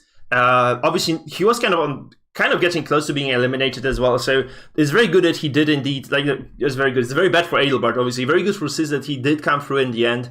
But we just have to give the man a little bit of a breather. They need to set up as well, I think. So we'll just buy them. I will just give them some time right now. Shuffle, by the way, you're again invited to cast anytime you want. So if you see us actually doing some sort of community tournament as well, I mean, just kind of let you know in advance. And obviously, you're very much invited to join me there. We'll have a lot of fun. Obviously, you're also invited to participate, right? Which is another very big deal for me. Having all those people from the community actually showing up. So yeah, thank you so much, my man. And this being said, we'll go on a break before we do this, because I feel like there's another question on the audience. From the audience about SBRH, guys. SBRH, apparently, as we learned yesterday at 1 a.m. in the morning, he was not able to go into play on the final day at all. So we just had to remove him from the tournament, unfortunately, because this was a scheduled event. I really don't feel like, I didn't feel like moving the tournament a few days ahead just for a single person who already just actually asked us to reschedule once. So I figured this is just not the way it's going to work. I feel like we need some ground rules here. And I do have the right to, remove players from the tournament if I feel like they are slightly disrespectful, perhaps, which I feel this kind of slightly disrespectful it was. Because you'd expect a person to, let you know that they cannot play on the final day of the tournament if they're very close to advancing. And they did this on such a short notice. We had no choice. So that's why we have also huge kudos to Adelbart, because he, I believe, had to sacrifice a little bit of his own Saturday evening, which, usually people used to kind of go out and enjoy themselves, right? So he did sit down with us. He played this magnificent series against Sis, came very close to winning as well. So huge kudos to the man with an exceptional playstyle, guys. And this being said, thank you once again, Shuffle, as well. If guys, this being said, again, if you haven't yet subscribed, followed, please do this. There's also a donation option to the stream. You can exercise this. There's a donation link both underneath the stream on Discord, sorry, on stream and on Twitch and on YouTube. So you can use that button there if you want to support what we're doing here. Obviously, subscribe, and follow to Shuffle as well. And let's give this a little while right now. I feel like Sis needs a breathing room, so let's give him like 10 minutes to rest. I'm gonna brew myself an excellent coffee right now, and we'll be back in 10 to just get into series number 2 of the day, people. Thank you so much. See you after the break.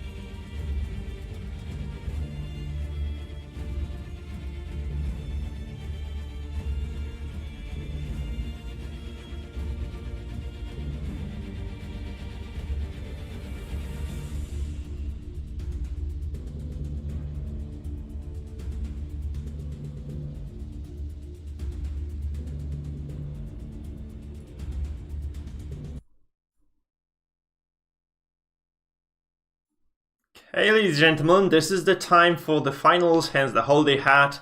We've been waiting for this for a very long time, guys. It is Cherry versus CEST. Who'd have freaking thought, right? Cherry coming to basically supplement, sub for our player Kosa, who was not able to make it. She got this invitational spot basically on this, on the very final day of the group stages.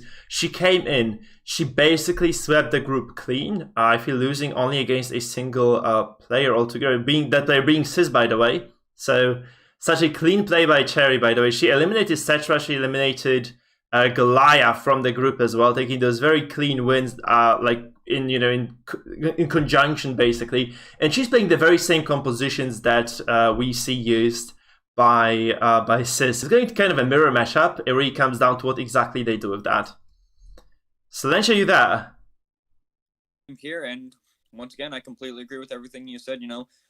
Cherry, nobody expected her to get nearly as far as she has.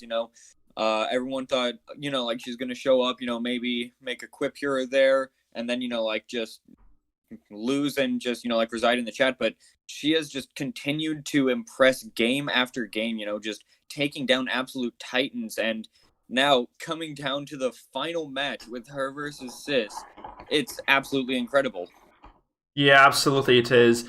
And you have to believe, Cherry has been able to improve over the past few days, especially they probably were practicing together. So maybe she's able to, plug all those holes in her play that we saw before. Like she might just be able to get all those little mistakes straightened up, and maybe she just will indeed be as dominant as CEST has been. Because CEST has been able to teach her everything she knows about the game, I think. Or most of it anyway. And this basically means that right now, this might be the student or the apprentice taking over the master there and removing the master from the tournament bracket in the very final stage of it as well. No less than that. Exactly. It feels like it's straight out of just some random TV show because, it's just absolutely incredible the situation we're in, Just these two, they have such history together, knowing each other both, in real life being that they're together, but also just being the one to introduce Cherry, them both being, two of the very first people I ever saw, in the Mikefield chat. It's just absolutely incredible seeing how far both of them have come. Yeah, no surprises in terms of bans. I think we don't really need to talk about this. There's beating a dead horse really here. Those picks are kind of staple for the tournament. Everyone knows. Nobody likes Halo. I mean, we like Halo. We don't like his composition. Right, so, there has been actually some discussion, saying that the Halo comp might actually not be as powerful as it is. However, with these two players, you very clearly don't want to take that risk of letting it through anyways. And even despite that, I feel like a lot of the falters we've seen with the comp wasn't so much because of the comp itself, but rather just people not practicing with the comp and just attempting to use it as a red herring to bait out a ban.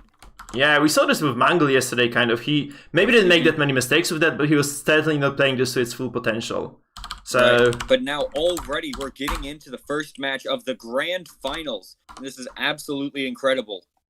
Yeah, we see CEST on the left-hand side, people, versus Cherry the Destroyer on the right-hand side. That's just such a magnificent matchup, people. So Cherry has added, I added a little tag next to her name so that we kind of get to experience the caliber of the player she is, really.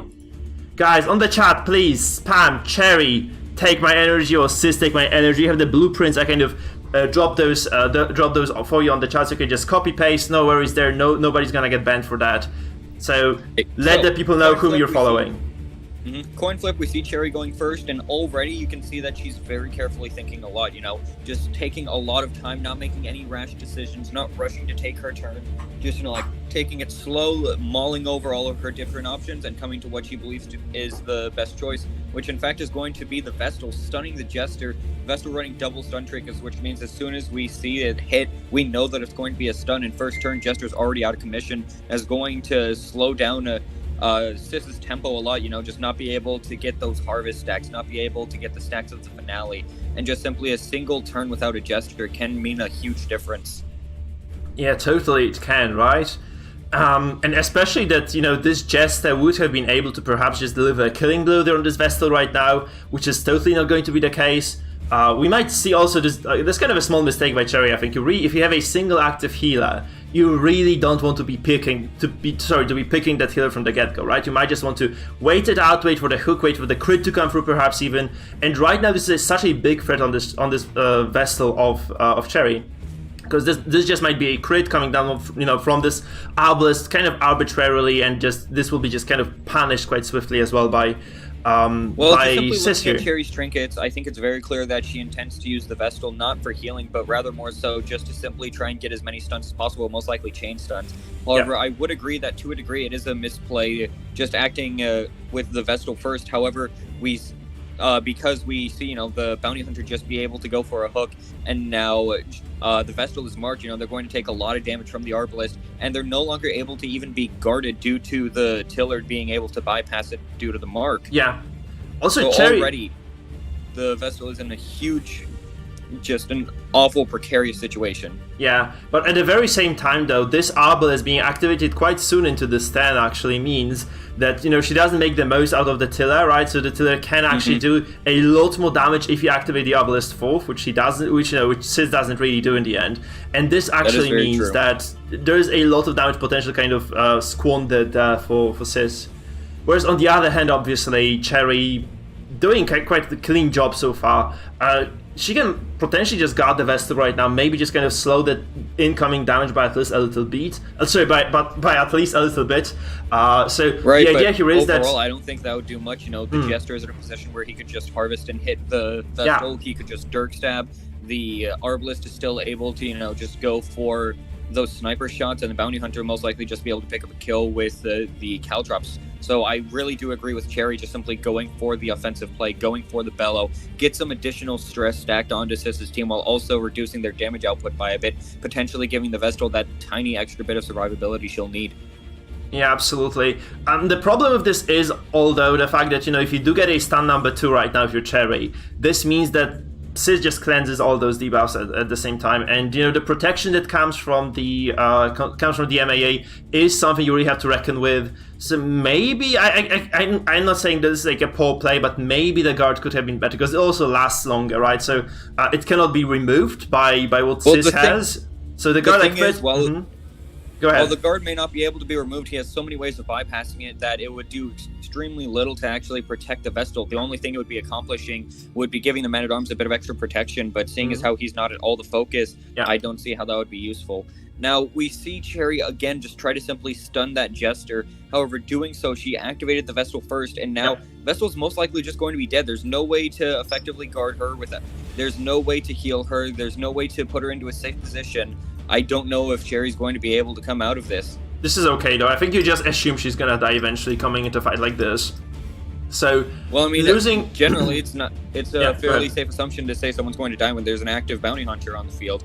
However, she does actually make a very smart play, going for the Abomination, transforming out, most likely going for the stun on the Bounty Hunter, landing it, and getting the stun. Excellent play on Cherry. Yeah, now this is super clean. Play, just continuing to push her tempo. And the big problem for CEST is that he actually used his stun removal already, so there is no way to alleviate those stuns right now. This might just be a killing blow, which it is not, so right now this Vestal is very much safe where she is. And it's kind of scary for CEST, honestly, because she is taking a lot of stress. I feel like this would still be okay, like winnable situation for Cherry if she were to lose this Vestal right away. And since she's able to actually keep her alive, she lands this kind of semi-lucky stun on this BH as well. This means that right now Cherry is in a prime position just to take over the match right now completely. Because, those bellows will keep stacking. You have to feel like, those 2 wasted turns on your biggest damage dealers as well. Really something you don't want to happen at all. So, especially that, you have this Hard Seeker on the BH, which means, activating this, dropping a lot of damage on this Abomination very, very quickly might indeed mean that you take over the fight. Because this might just be, a 40 damage crit even with the Hard Seeker against a day's target. So that's no longer on the cards. Again, Cherry is relatively safe right now. Right, but just overall, I completely am adoring Cherry's play right now. That willingness to play extremely aggressive despite having a character on Death's Door, that willingness to take the risk, going for plays that, while the odds may not always be in your favor, just simply going for it, being willing to make that play, and being willing to go for, such a play that would just advance your game state so much in such little time. Yeah. mean, right now the Vestal... It's turn 2. The Vestal is still safe, by the way. He can still heal Exactly, her. yes. And even if she dies... Even if she still dies right now, what good does it do to you, sis? Because you have a perfectly healthy Houndmaster there. You have an Abomination ready to transform for the second time, which you, by the way, can in no way prevent, because he has no stance. Sis just has zero stance available. No movement, yeah, nothing. And, you know, if you're trying to buy time, if you're Cherry, you might just go for another stun, just sacrifice this Vessel, because she's no longer an asset to you. Healing will really not do you any good. And this, again, prevents this Jester from stacking the finale damage, by the way. This is something we kind of haven't said much about, right? There is zero... I feel like she hasn't actually been activated once without a stun being there. Exactly, yeah, it's already turn 3, and the Jester's not been able to take a single turn. Saying that he's behind in terms of his finale stacks is a vast understatement. Cherry does now lose the Vestal to the Bounty Hunter, but I'd say that she's more than done her job, with said job, you know, being to deny that Jester his ability to play the game. Yeah, and honestly, like, even if this Jester is activated right now, even if he gets to act, what good does it do to you? When he is not going to actually get this, you know, 160, 180%, 160% finale bonus, which he usually would have had by now. Like by turn 4, we have, you know, have used the deck up 4 times probably, or used the ballot as well. Nothing like this is on the cards right now for Sis. This Jester is absolutely like empty there, 0 bonus finale damage. You really need to land a crit, and then just nullify, like just obliterate someone from the get-go. Obviously those stuns no longer going to be a big factor for Cherry, right? So she might just be using this A-bomb to perhaps just drop a single stun every turn. But this and we see an Affliction acted on the Orb passing the turn. Oh, okay, this was a flare that did... Oh, this is such a big deal, by the way, for Cherry, because this is a Jester who doesn't get to act again. He would have been removed from the stun stance, and he would have from the stun state, and him just able to activate and do some damage right now. No longer on the cards for Sis. So this is such a brilliant position for Cherry. Because if you play Stress, this is a battle of attrition. Against a complex Sis's here, you will lose a character eventually. The way, like, what matters is how soon you do this, and in what fashion you lose this. Right now, I feel like Cherry just was able to trade his Vestal's life for basically a lot of pressure in this fight. And you have to feel like this is just something that is her game to lose, despite being a character behind. Right, you know, it is still a very real possibility that if she makes a couple key misplays that Sis could come back. You know, this game is far from over. However, Cherry is very much so, you know, in an extremely large lead at this point. You know, a character behind, but so far ahead in terms of stress, in terms of damage as well. You know, looking at the hit points of both the Jester, the Flagellant, and even the Bounty Hunter, they have taken so much damage that they're all, you know, have a good chance of just being put into death's door, and as such be taking even more stress. I'm kind of surprised actually that she didn't go for the push on the Jester here, because this would have disabled the character for even longer, because once he's deactivated, you know, you cannot just keep stun locking this with an A-bomb without stun trinket, so maybe just getting the push off would have kind of carried over to the following turns. Obviously getting the second stack of Hara across the board is really all you need with the A-bomb like this, so it's not bad for Cherry, but I feel like she could have just pushed the Jester out, kind of getting a little bit of an edge again, like eking out another small lead. They kind of accrue over time for your stress, and you know, this eventually just kills you. This might be a kill, by the way, it's a kill on the Flagellant! We go for the we see the Hound's Harry come out, it ends up getting the killing blow on the Flagellant, and with that, the character number is now evened up. However, Sis's characters are in much worse shape than Cherry. All of them afflicted, all of them close to heart attacks, only about 50 to 60 stress away, and all of them not able to perform the jobs they need to do. You know, the Jester, he doesn't have the stacks needed to get a finale off. The Bounty Hunter, he was not able to get a pull, though he was able to mark, which means really Sis's only hope at this point is just simply hope for a big crit on the Arbalest sniper shot, and then a finale with the Houndmaster at, you know, 1 to 2 health. Yeah, because there are no stacks of damage, right? So this Jester can finale, but I feel like Cherry's just not afraid, because she just knows, like, there is no way in hell that this Jester kills anybody. I mean, the problem is, however, you know, you might just still see a sniper shot come down on this Houndmaster, and this is a narrow pass, by the way. This is a narrow pass, isn't it? No, it is movement. Okay, right, you can always tell if it's a pass because the timer at the top will instantly fade out. Oh, okay. But we do see the crit coming out, and with that, Cherry might actually be in a bit worse of a position. You know, the Jester will now be able to finale unless Cherry goes for the push, and it's a stun. Actually instead choose to transform, potentially just wanting to stun. What do you think of that, Mike? This is high accuracy, right? 10 accuracy more, but this is still a miss. But it doesn't and this matter. is a Dead Hound Master. This is just a Dead Hound Master.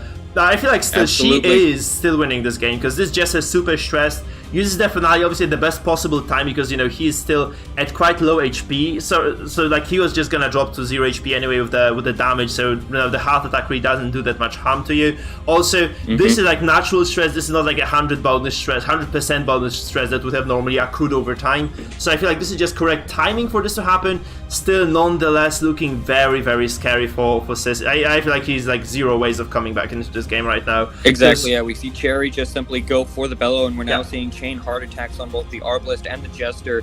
Anyone being activated, they're very likely to die. The Arbalist cannot heal. The Jester, as soon as he is activated, is going to die from horror. The Bounty Hunter, as soon as he's activated, is going to end up having a heart attack. And we have to really wonder, does CEST have any potential chance here? I'd say no. Yeah. I mean, like, there is a comment from Mangle on the chat, him saying that Jester maybe isn't that OP, judging by this tournament alone, but this is because people just read into what you're going to be playing against. Right now, Sis just surrenders, gives up this game. Cherry is in a commanding 1-0 lead right now. She did play this game perfectly well. What a beautiful display of skill, and we might just see, Sis potentially just getting eliminated by his own girlfriend in the tournament. I mean, this shouldn't be as surprising how well Cherry has been playing, Cherry is named Cherry the Destroyer for a reason, guys. And this is because she destroys. And also, going back to the comment from Mangle for a moment, we talked about how Jester might actually not be that overpowered. One thing you have to remember is that this tournament is played with essentially open information. You're able to see the comps ahead of time, even if you don't know which one you're going to face, which means, and a lot of times, you can play with the confidence knowing that you're going to be facing a Jester or not, and be able to sort of adjust your game plan beforehand, as opposed to just queuing on a random ladder where you don't know until the timer starts ticking on your first turn. Yeah.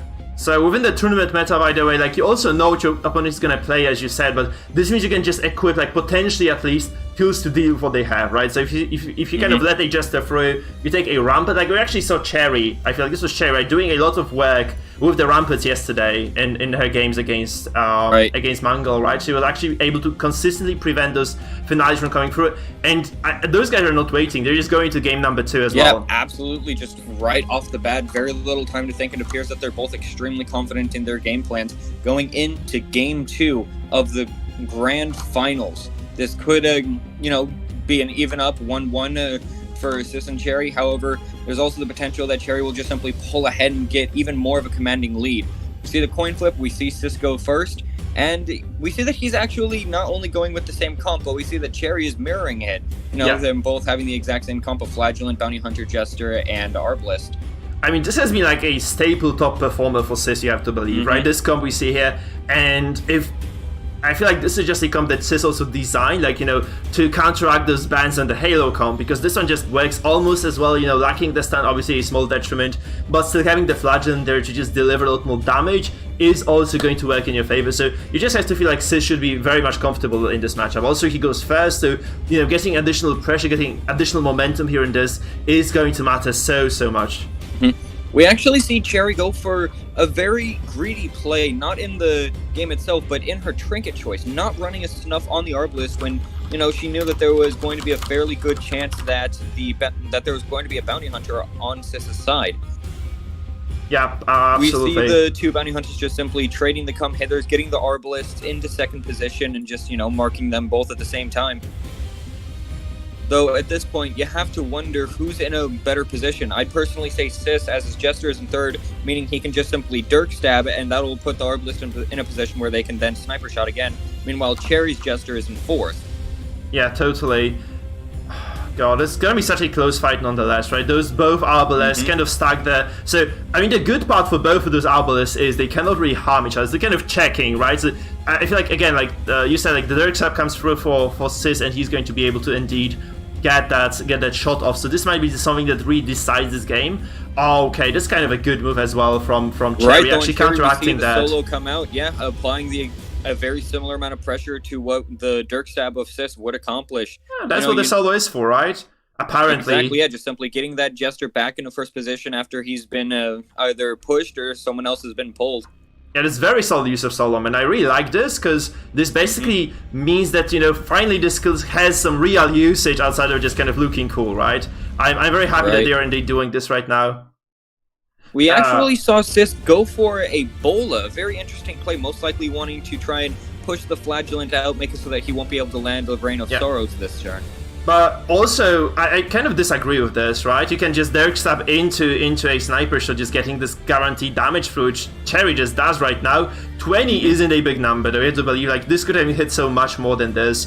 Well, I feel like what Sis was trying to do here actually was not just threatening the Flagellant. It was actually mostly trying to do damage the Jester of Cherry, who is actually taking heavy DOTs right now. He took like a little bit damage to the face again over time, so maybe just this is going to work, right? Because getting rid of the Jester before he is able to use the finale is just a huge benefit for your team. Right, Jester, while he does have the great damage over time via the Harvest, and just him being able to stack Hemlock on top of that, and having the utility of Dirk Stab bypassing guard, everybody knows what Jester's main deal is. Everybody knows why you pick him, and that's for finale. And being able to shut down somebody's Jester before they're able to let out the finale is an absolutely huge thing if you wish to, try and win the game. Yeah, but this Obelisk might just be going down quite soon, right? I mean, Cherry would probably just go for a shot right now, just trying to drop the HP on the Obelisk to the range in which Jester can just capitalize on that. By the same by the same token, though, Sis does have the healing available. The breastplate does provide you some protection as well, so this damage from the Jester will need to be very high for this to actually work. You see 41 crit. I don't think this really matters, because this Obelisk would have just gone to like 2 HP anyway on activation. So I feel like Sis just activates this right now, goes for a heal, maybe gets enough HP back to just stay alive. The plate actually gives you some decent portion of protection. Oh, he has no breastplate, never mind that. Right, he has no breastplate. Oh, okay, this might be just a dead... This is probably a dead Obelisk. Protection, and with that, with that, I believe that the Jester has a fairly good chance to just kill out right here with the finale. If not, then, Cherry's always just able to pivot back into the Harvest, get some more damage over time stacking. She can Harvest, she can only Dirk Stab from there. I absolutely agree. Yes. It looks like a finale to me, honestly. I mean, you can just try to kind of secure this, so you can just go for Caltrops here, you can just go for the Flagellant, dropping the... Oh, yeah, that's exactly what Cherry does, see? So she And this is knows... actually a very smart play, alongside, getting that tiny bit of extra damage over time via the bleed. We see the Jester on Cherry side is actually running the Blood Red Coin, giving it extra damage when the target is bleeded, getting that extra bit of synergy between the Bounty Hunter and the Jester. Yeah, I mean, what this does actually for Sis, for Cherry, is like a single digit HP with those very low rolls initially on the finale actually matters so much. This might be the difference between you winning the game or losing the game right now. So I absolutely agree with her, doing what she did there. Going for that, for the couch, just at least a single HP of damage is really going to matter right now. So I feel like 8 damage is exactly what you want. This kind of this golden point where maybe it's like 91% I feel chance to get the kill right now for Cherry, which is like the single damage bracket that might not go through, which otherwise would have been like I think like 70%. So yeah, which it's kind of a decent play I feel for Cherry. She did the right thing there. You just have to feel she's gonna go for the finale here, which she does not do. She could just activate the Flagellant, most likely just going for an Exsanguinate, trying to heal him back up, as well as applying a pressure to Sis's own Jester, getting him down a good amount of HP. Oh, the both bleed and very fortunate, because that would have been like 11 damage over time. That's just completely neglected by Sis, and it really matters so much, right? It just matters so much. By the way, if you potentially do a pull on this Obelisk of Cherry there, you do get her to row 1, right? Which means that she's just going to be unable to really do anything useful, because both are obviously not the strongest skill in the game. Right, however, putting her in row 1 means that the Jester is now able to go for the Harvest if Cherry doesn't wish to go for the immediate finale. Oh, but you might... maybe even just simply go for a Harvest and then try to finale Sis's own Jester the next turn to stop him. Yeah, I mean, you might want to do this though, like, if you don't go finale yourself, you might just kind of see a Hail Mary from Sis, just activating his own Jester and just getting the Jester down from Cherry. I mean, this might be just kind of a trade of finales, because the Jester of Sis is very much stacked up. Like, this is 10-3. This is 80% bonus, maybe not enough actually to kill the Cherry's Obelisk, though maybe that's just kind of a little bit too, it might be just not enough damage, seriously. Well, honestly, like the problem for Sis right now is that this Obelisk will consistently push out his Jester out. So we'll consistently push the Jester of Sis out with the Bola, right? This is 80% move chance, quite high still. So it might just mean that this Jester of Sis is never going to be able to finale for the following 3 turns potentially even, right? Which is obviously kind of a big deal for Cherry. Just preventing another potential finishing blow is very big. Like Sis just simply pulling the Arbalist forward, it disables the sniper shot. However, Bola can, in some situations such as this, be a force to be reckoned with in its own right. Being able to get that push on the Jester and all that. Yeah, absolutely. So if you're Cherry right now, you just have to be feeling good about yourself, right? Because you are very far ahead in this game.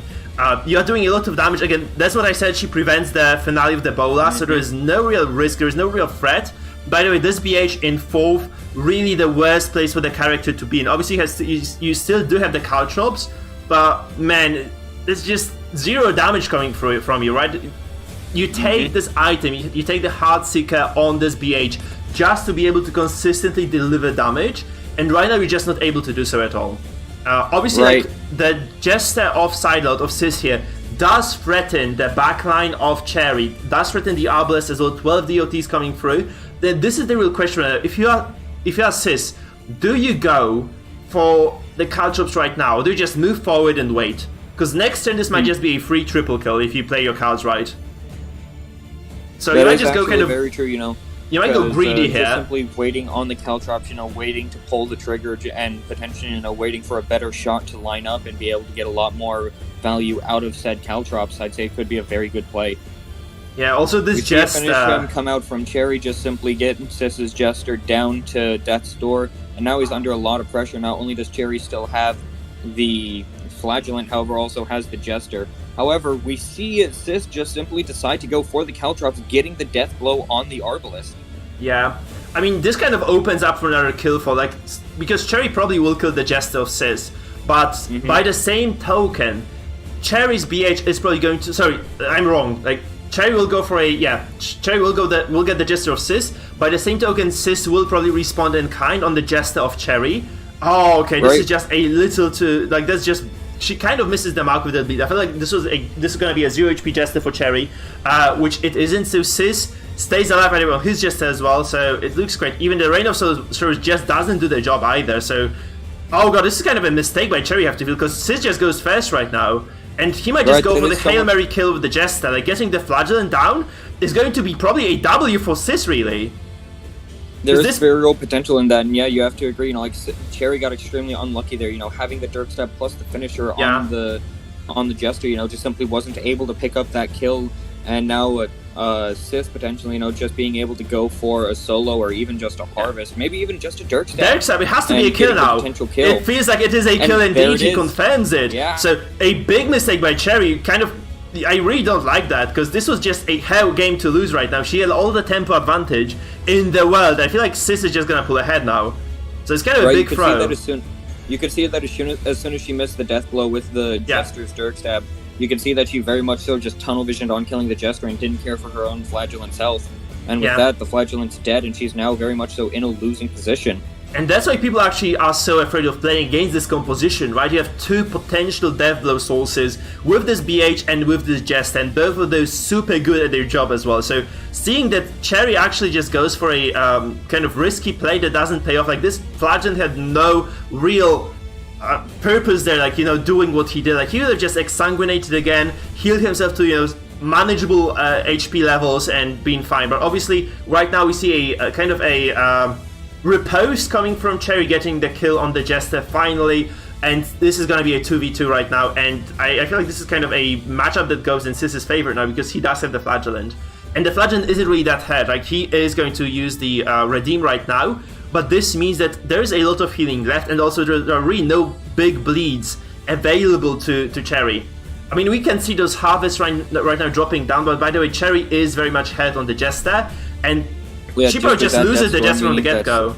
It is a dead Jester. This will just simply be able to take down the Jester. what a turn of events, really. I didn't expect this to happen, but it just feels like this is right now CEST's game to lose. It's like basically unwinnable for Cherry right now. Because like I feel like Flagellant versus a BH, like I would just take the matchup as a Flagellant 10 times out of 10. I mean, you just move this Flag right now forward. Obviously, you lose the BH because there is like he just doesn't have any function right now anymore on this team. Like he's just gonna get executed by finishing by Cherry. But still, this Flagellant of CEST, very healthy, very much able to just take down the BH because you just need so much damage, and you know you just stack a couple of bleeds on this guy, and eventually just get the kill. Man, so fortunate for Cherry, honestly. Right, you know, this whole game we saw Cherry just sorry dominating for CEST, yeah. This whole game we saw Cherry just absolutely dominating, taking a definitive lead at the very start.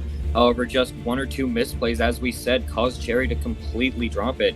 Yeah. I mean, it's very unfortunate to see. Yeah, not getting the killing blow and then kind of not really playing alongside it, because, you know, DED just can feed you bad RNG, and it is very often like your... it's often up to you as to what you do with this bad RNG, right? You might kind of... You still like okay, DD or Butcher Circus specifically is about damage control. Something bad happens, you just have to take a breather, think about this for a second. Unless CEST just simply decides to go for an exsanguinate on a corpse, Cherry might actually still be in this. Yeah. Okay, that's because I feel like you have to do this now. If CEST does not get the death blow here, or he chooses to exsanguinate a corpse, then that means Bounty Hunter is still alive, and that's another chance to get the kill. Yeah, it's gonna be 100% kill as well, you have to believe, to finish him, right? So maybe not 100 because you have 90% death blow, it's gonna be like 85% death blow chance. Close to like a 90%. Oh, but yeah, still very high. To exsanguinate the corpse. Yeah, very smart. Like that's what you do. But there is no Gauntlet of Absolution, so this Flagellant just kind of doesn't heal as much as he should be. So it looks kind of okay. Right now, there's gonna be a trade-off blows. Like this might just decide like whether this BH does get enough damage right now or not. I'm not sure. Like he might have like a single X-Sang left as well. This is 18 down. This is like again death's door for the Flagellant. Man, there's gonna be such a close ending. Flagellant doesn't manage to get the kill on the Bounty Hunter right here and now. Then there's a chance that CEST may lose this yet.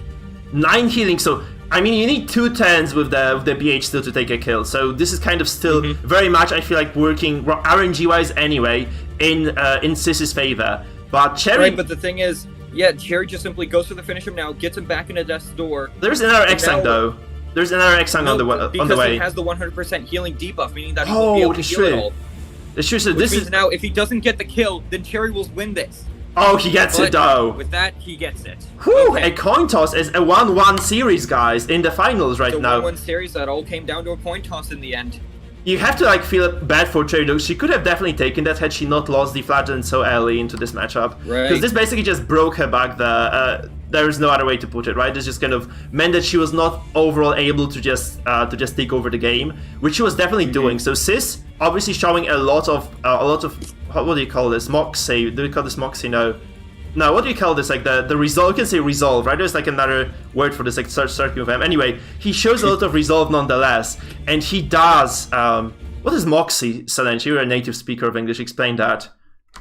Moxie is generally seen, as far as I remember, you know, sort of like a drive to win. You know, like saying that somebody has a lot of moxie is, you know, like somebody saying that they have like a lot of guts or like a lot of confidence to do something. So it actually worked then.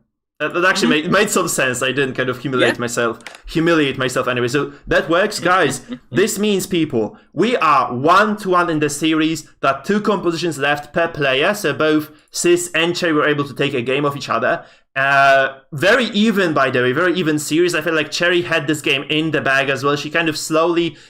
She did in the end like kind of throw the lead and ended up losing the RNG battle between the BH and the Flagellant. But still... Right. Very, very close series overall. Like, expected this to go to get like a bit more in favor of CEST. I believe like that's just something we kind of all anticipated. But no, once again, Cherry and CEST giving everybody no time to think, already hopping into the 3rd match of the grand finals. Okay, we are already in it actually. Like, so we have loaded in. Like, let's just go into this. Whoa, they're so fast on the day.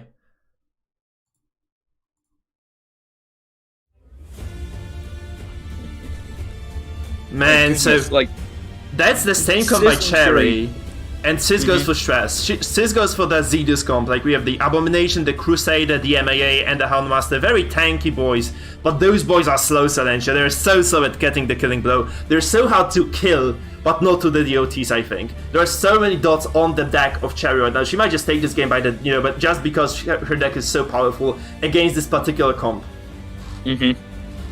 Right, we see Sis just, first turn immediately transforming that Abomination, pushing out the Flagellant. Does not want to deal with any of that. Doesn't want to let even a single Rain of Sorrows come down. He doesn't want the backline to be threatened. He doesn't want the Flagellant to be able to get, anything going. We see Cherry, however, just simply go ahead, activate the Bounty Hunter, most likely going to go ahead, pull the Houndmaster, and now he's in a fairly precarious spot. Not going to be able to be guarded under the assumption that Cherry has the Tiller, and, Jerk Stab plus Tiller will make it so that the Houndmaster has potential of dying very early on. Yeah, absolutely.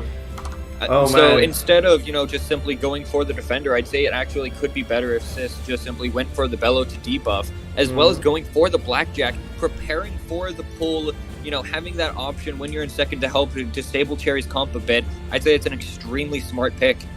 Yeah, I really don't like this by Cherry, by the way. Like, you should be making... Obviously, she gets a high roll on this Arbalest, but if you have the Tiller, you should really be waiting for the final part of the turn. There's nothing really that... Because that also gives you a lot of momentum, because right now, this is time for Sis to react to what happened.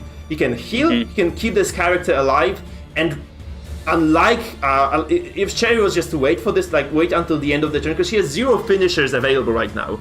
There is no way for her to capitalize on this Houndmaster. So right now, Sis has all the time in the world to just heal the Houndmaster back up to full HP, or maybe not, at least heal the Dev's Door, and then just guard the Houndmaster as well. Exactly, yeah, disabling the Finale from going through. And this is just a safe position. If Cherry was to just do this last moment, this would have actually meant, first of all, okay, she would have been controlled a little bit because she would have probably taken a stun or taken a Holy Lance to the face, right? But still, this would have kind of meant that, Sis would have been forced to react on the spot. Right now, however, we see that, there is a lot of stuff kind of going down in order to just alleviate the pressure.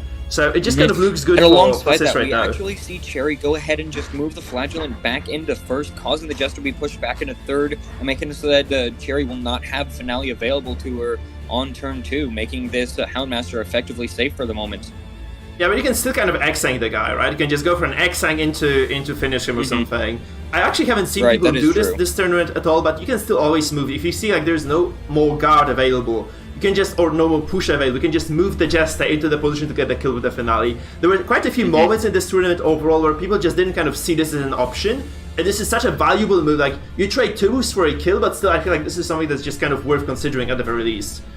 Right, now here we see Sis make a very interesting play, going for the Holy Lance, pushing the Houndmaster back into third, making it so that he isn't a target for the Exsanguination that you mentioned. What are your thoughts on that? I mean, he had to get the Crusader in position because this is a stress comp. You really want to have at least access to the Zealot's comp, to the Zealot's accusation, and to the utility, to the burst of stress it provides. Also, the stance, very important to control what Cherry has on the team, right? So I feel like that's just a very correct move, just getting the Houndmaster out of harm's way as well. Just making sure the guy just lasts and does as much stress damage as humanly possible. Obviously, he might die. We saw this, we said this over and over again. If you're playing stress, you will lose people on the way. There's no way to prevent this. You will just probably, falter at some point and lose your characters. However, we see actually Sis, again, playing this very aggressively, doing a lot of damage with those characters. This kind of uncharacteristic, honestly, for stress comps, right? Just doing so much damage across the board. He has been able to get the Holy Lance off. He has been able to apply a lot of pressure with those transformations as well. So right now we see actually Sidelar taking a damage advantage against a comp that's very much designed to just deliver shitloads of damage upon their opponents. It's kind of scary. Exactly, I'd say that's why some of the higher ranking stress characters on most people's tier lists are just so good, because take the Crusader and the Abomination for example. They both do so much stress and are able to apply so much pressure that way. However, they can very easily smokescreen into damage and just get people down to death's door insanely quickly, and it's just absolutely incredible what they're able to accomplish while still doing stress on top of it. Yeah, and we have seen Sis pivot into damage over and over again. This is something you just have to always respect from him, right? He's always going to be able to just kind of put the ball in your opponent, in his opponent's court, just get a lot of damage done, force them to heal, to play safe, rather than just kind of to deliver their own game plan. Because the plan for the game, the win condition for Cherry is kill at least 2 characters by 10-5. If you do not get this thing done by then, I feel like you're just gonna automatically lose. And Cherry is not getting this job done right now. She does a lot of damage here, obviously, but I just don't feel again this is just gonna be enough. She needs this finale. Coming down. There was a finish him coming down on a dazed character nonetheless, alongside a crit. However, the bellows that have been stacking on Cherry's team due to the Man-at-Arms have already begun to, sort of stack up and just make it so that her damage is very heavily neutered. Yeah, absolutely. And we see this kind of pressure creeping in as well. Because if you are a stress comp, you're healing, you're probably okay. You are not okay healing against stress. That's what I've been saying on my stream all the time. Like, you are not fine healing against stress. Cherry is healing against stress right now. And man, doesn't it feel really bad for her right now, because she needs to get those kills. And again, like, CEST takes the momentum, gets a stun on the BH, preventing any sort of really high amount of pressure from coming through. This Adelbart right now might be just forced to deliver a flare just to get this BH a turn, or she might just be forced to ignore this character, which again doesn't quite play into her game plan overall. Right, because just comps such as what we're seeing from CEST, Crusader, Abomination, Houndmaster, and Man-at-Arms, you can't really afford to ignore any of them, as all of them are such major sources of both stress and damage, Yeah, absolutely. It doesn't matter who you try and focus down, they still have 3 other characters that are so self-sufficient and are able to apply so much pressure that unless you're able to burst the opponent down extremely quickly, spending even 2 turns trying to kill a character can mean your demise. By the way, this is why the Crusader is so important on the Halo comp. This is why it's kind of superior perhaps to the Flagellant. Because here, not only do you have a stun of your own that allows you to at least absorb some pressure, which this Flagellant right now isn't really doing at all. You do also have the stun, right, which can control your opponent and kind of maybe disable his own disables. Because, let's face it, CEST doesn't really have a way of preventing the stuns from coming through. So if there was a Crusader on the side of Cherry, she would have probably been able to just maybe even pull the Houndmaster forward, get the stun, and then get a kill directly afterwards. So right now this is just not on the cards. Also preventing the stuns on the Jester, preventing the pushes on the Jester, right? This is something that gives you a lot of control into those fights, and this is just something that's a tool that Cherry doesn't have at her disposal. Instead, she has this kind of semi-useless Flagellant right now. Obviously, he did a lot of damage. He did a lot of work on the backline of CEST, but I just have to wonder if this is enough or not. Exactly, though here we actually see Cherry activate the Jester, go for the Dirk Step, and with that, the Houndmaster is going to be dead. CEST has no way of preventing this. Oh, he didn't stun the Bounty Hunter the previous turn, meaning that their resistance is... Oh, sorry, no, that was the turn before that. So, there's a stun available. There's a coin toss between a dead Houndmaster and a not dead Houndmaster. It doesn't come through. Does not. Comes up tails, and with that, the Houndmaster is going to be dead, and with that, CEST loses a pretty big source of stress on his team. Yeah.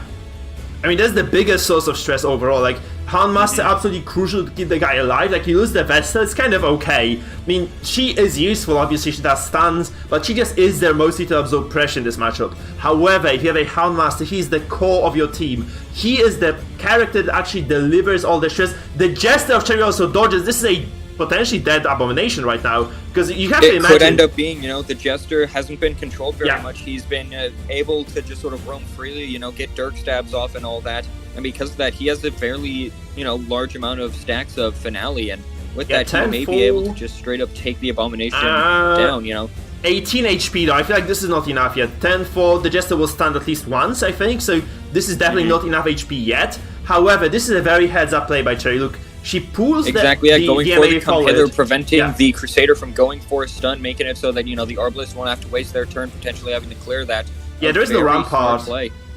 There's no Rampart on the MAA. Like, he might just be the target right now. Look at this, he's marked. You can just see a sniper shot come down, followed up by the Finale perhaps, or just even a Dex that just secured the kill without, spending that Finale yet.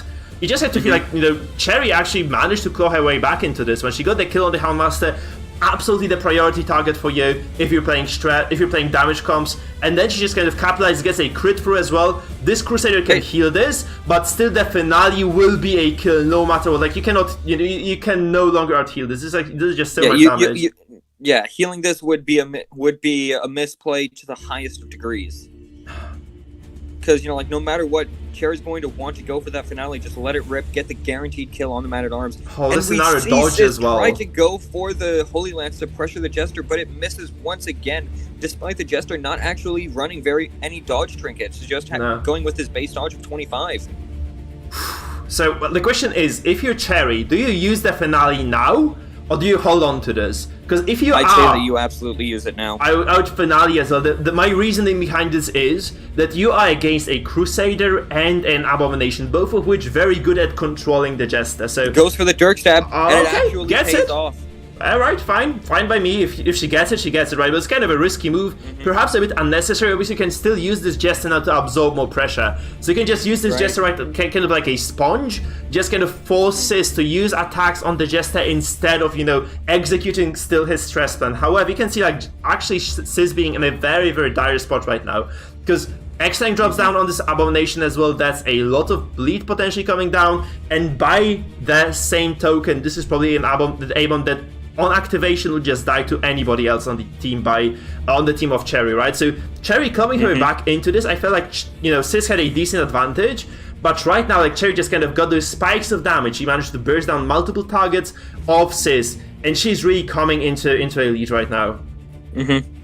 Absolutely. Here we could just see Cherry go ahead and go for the Illuminating Flare, get rid of the stun as well as the Lingering Bellow debuffs, and just simply pick up the kill on the Abomination. Even if he tries to push the Jester out, then, we could just simply see the Flagellant to, get him down to Death's Door, and then the Jester kill with the Dirk Stab. Yeah, I mean, you can just remove the stun.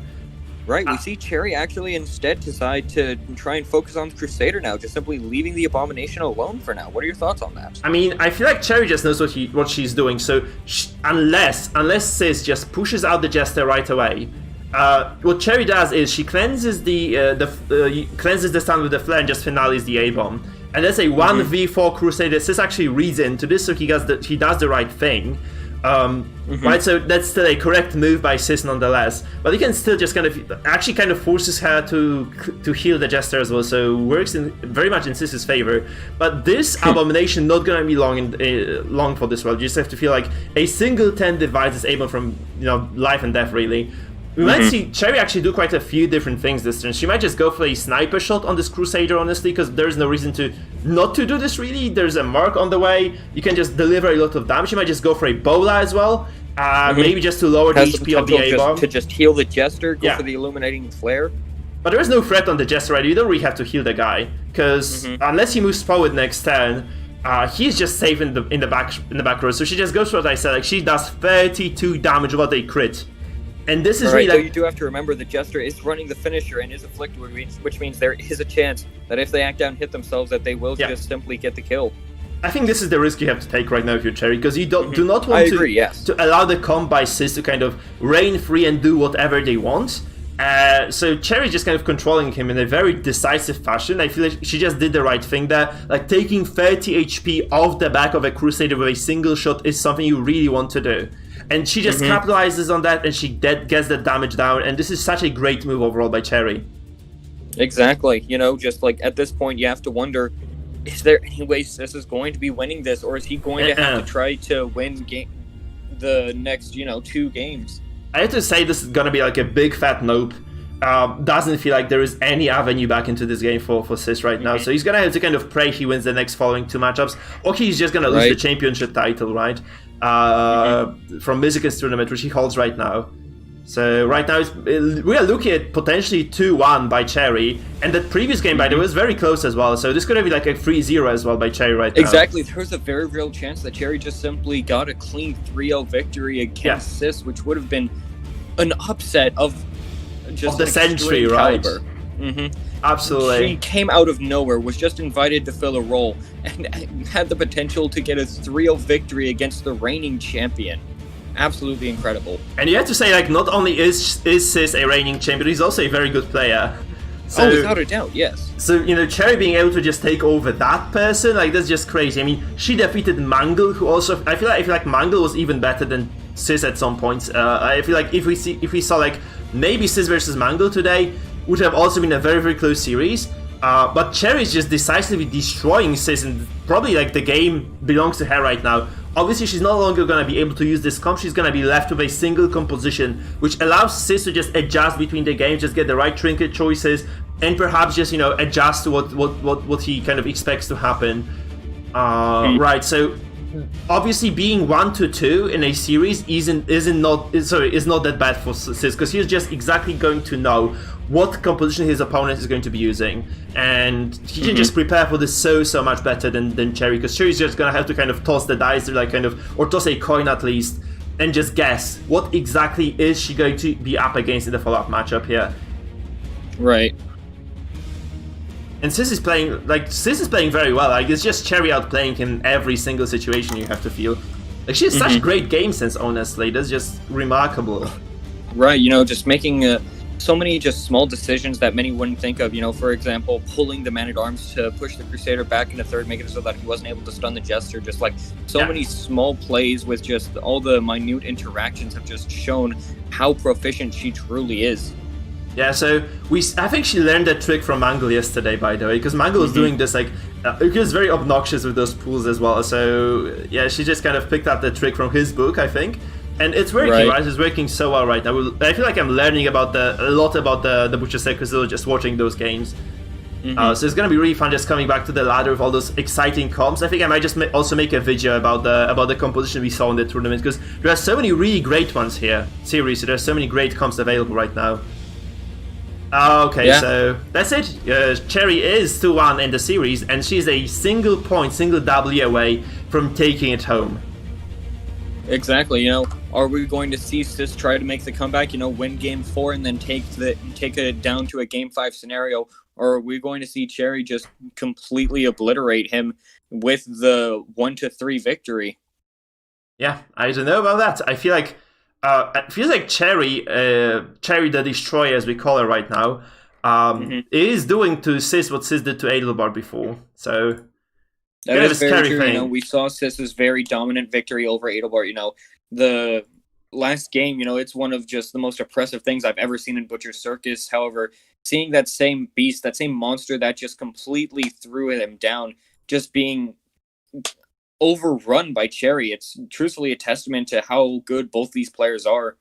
Yeah, I mean, Cherry is left with a composition. Like, there will be potentially a mirror matchup right now, because both Cherry and Sis hold the Zetus comp available, right? The A-Bomb, Crusader, MAA, Houndmaster.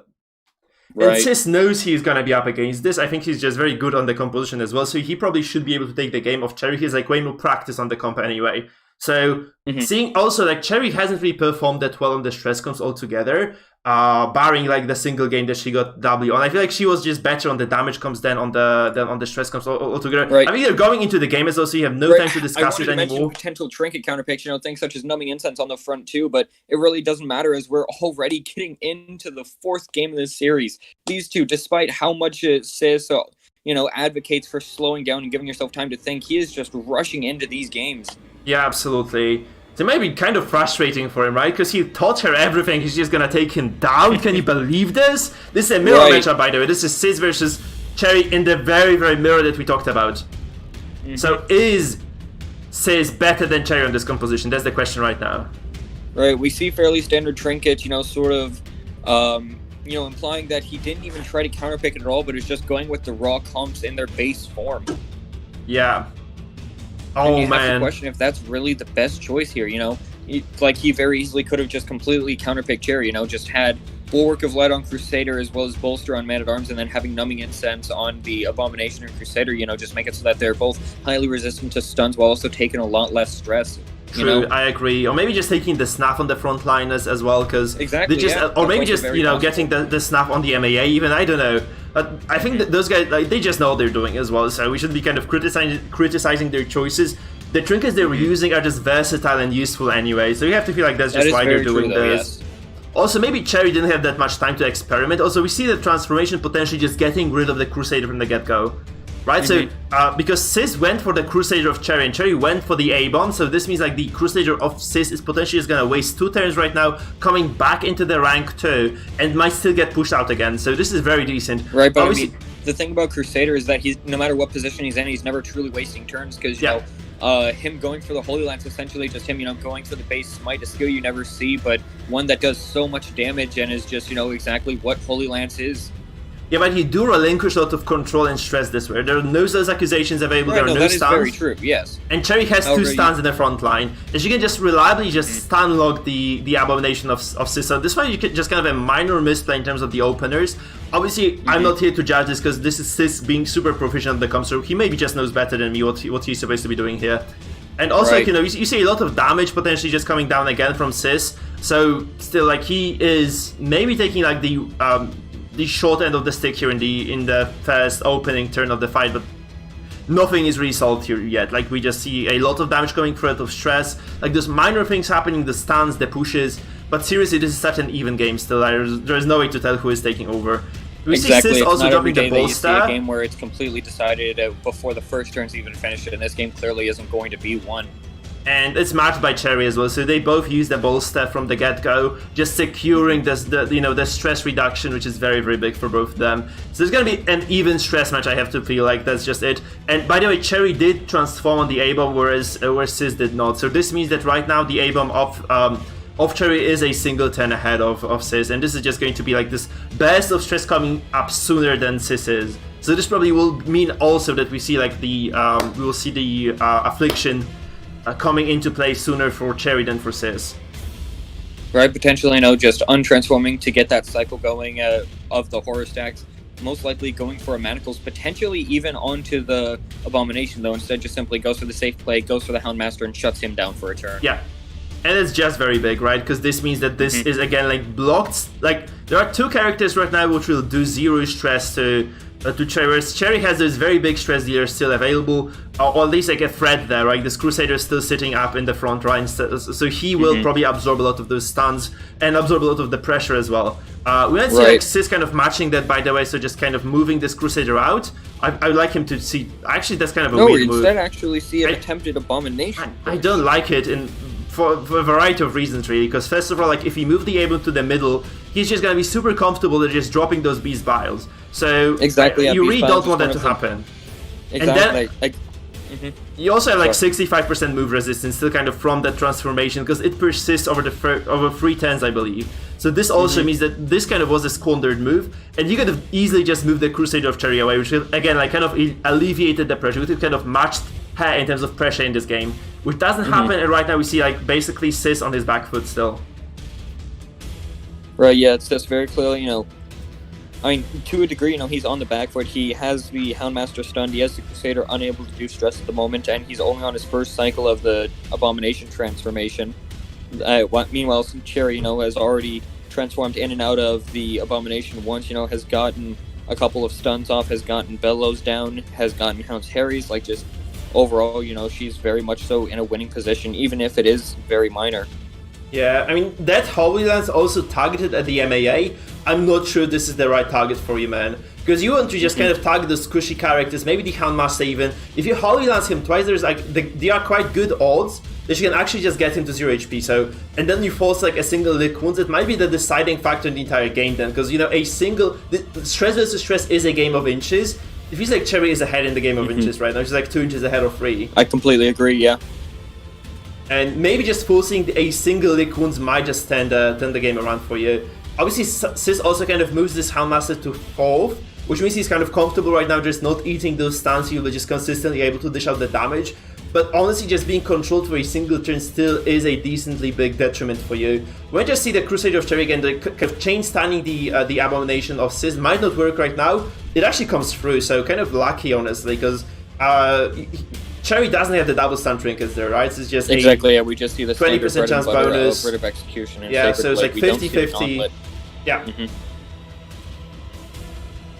I would just 50-50, just paying off in Cherry's favor, getting the stun on the Abomination, preventing him from transforming in and out, delaying CEST's cycle by yet another turn, allowing Cherry to just continue to gain an advantage as we can see that she's already applied far more, a bit more stress than CEST has. Yeah, that's dodge number 2, but I just don't understand why you'd be hitting the MAA though. Like, you have so many better targets available, like the Houndmaster specifically, 2 Holy Lances, and this guy is 0 HP, almost like guaranteed to be at 0 HP, and that just doesn't work for for Sis right now, and he is at a very large disadvantage in a game that might just eliminate him from the tournament at all.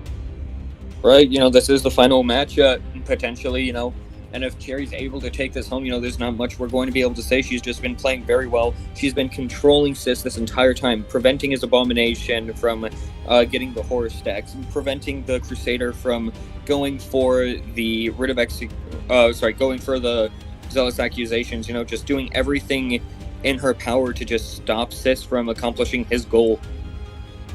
Yeah, it looks like... been playing very well this whole time. Yeah.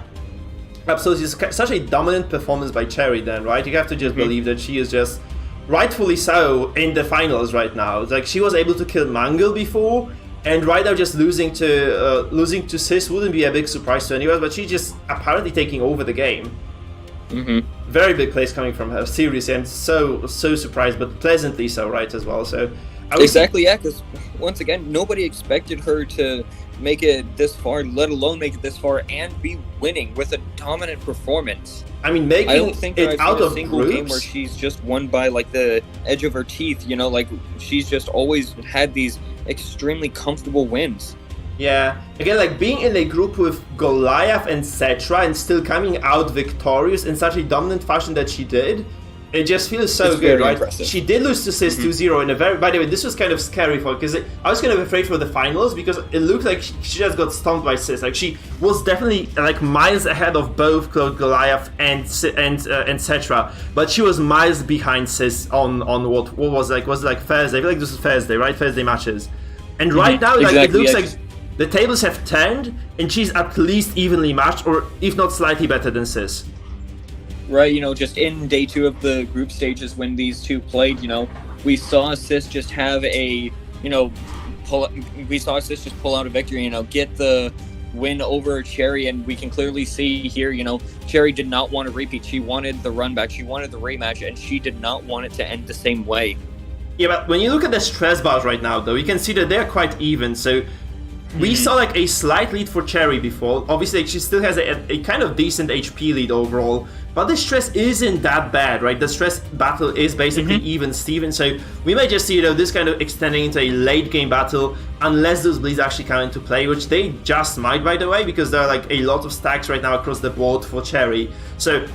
And Cherry is very healthy. Like, I don't know how she did this, but she actually just managed to do a lot more damage than Sis in this battle, which usually kind of is the opposite in those fights. Like, whereas Sis is just the person who delivers both stress and damage. In this case, it is Cherry. But one thing to mention is that here, Cherry getting triple afflictions, meaning that Sis is the first one that has to deal with them, meaning that even if it's only by a single turn, he's going to have to, deal with the potential of act outs from the afflictions just that little extra more. Yeah. And that, small little that just one extra resolve check could be what causes him to lose. I feel like the HP might just cause him to lose, because let's face it, the HP bars of his characters are so low right now compared to what Cherry has been able to do. Like, Cherry is super healthy. She took like, what? Maybe 30% on all her characters, DMA being like at 80% HP, whereas, Sis is at 10% on the Abomination, or like 15% on the Houndmaster, about the same on the Crusader. On the DMA remains kind of untouched, and this basically, I feel like this is the Holy Lances that kind of missed as well, so it is looking so rough right now. The missed Holy Lances has allowed, Cherry to be a lot more comfortable, not having as much pressure on her Man-at-Arms. And honestly, it all comes down to the first in play, where Cherry decided to stun the Abomination of Sis, where Sis went with the Crusader. And this meant, there's like actually a huge tempo lead for Cherry throughout the fight, where this Crusader of Sis has been just consistently unable to act at all. And you see the heal comes through, in a stress versus stress, if you have to heal again, not the best sign. It's the loss fallacy, just wanting to try and keep your characters alive as long as possible. But with the Crusader in a position such as this, unable to do any damage, I'd say that heal was a very heavy misplay. Should have just gone for the damage with the Holy Lance. Would have also put the Houndmaster into a 4th position, which would make it so that he's immune to any stuns. The only way he could be targeted is by Cherry's own Houndmaster. I'd say that would have just been an objectively better play. However, because he, wanted to try and play it safe, wanted to keep the Crusader alive, not only is, him not being able to apply any extra damage, but the Houndmaster got stunned, is at even lower health than they were before, and wasn't able to take their turn.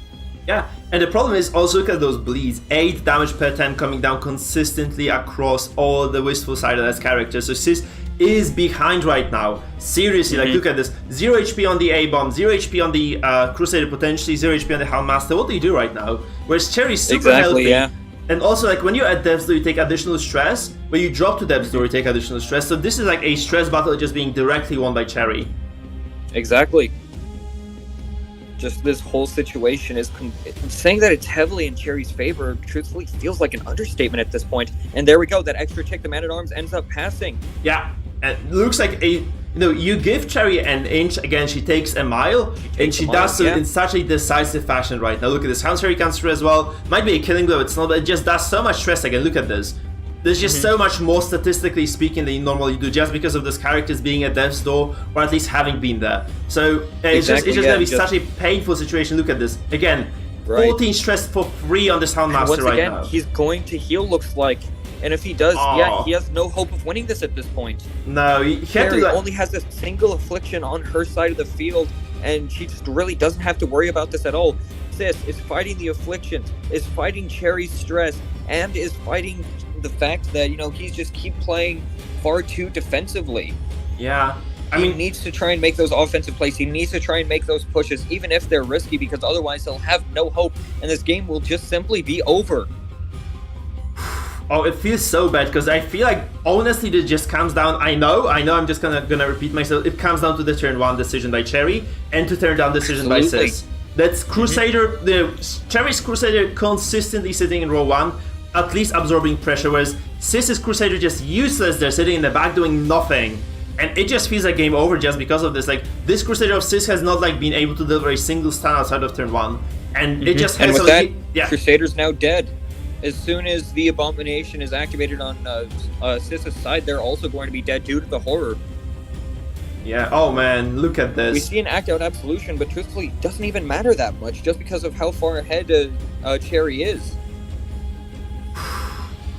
It's just over, isn't it? Manages to live, however, just a single Bellow or just a single Hound's Harry, even just going for a Zealous Accusation will be the end. Yeah, looking at those finals, I didn't expect this to be like a 3-1 for Cherry. I didn't expect this to be like a 3-1 for anybody. It looks like this is indeed going to be that, like, that's...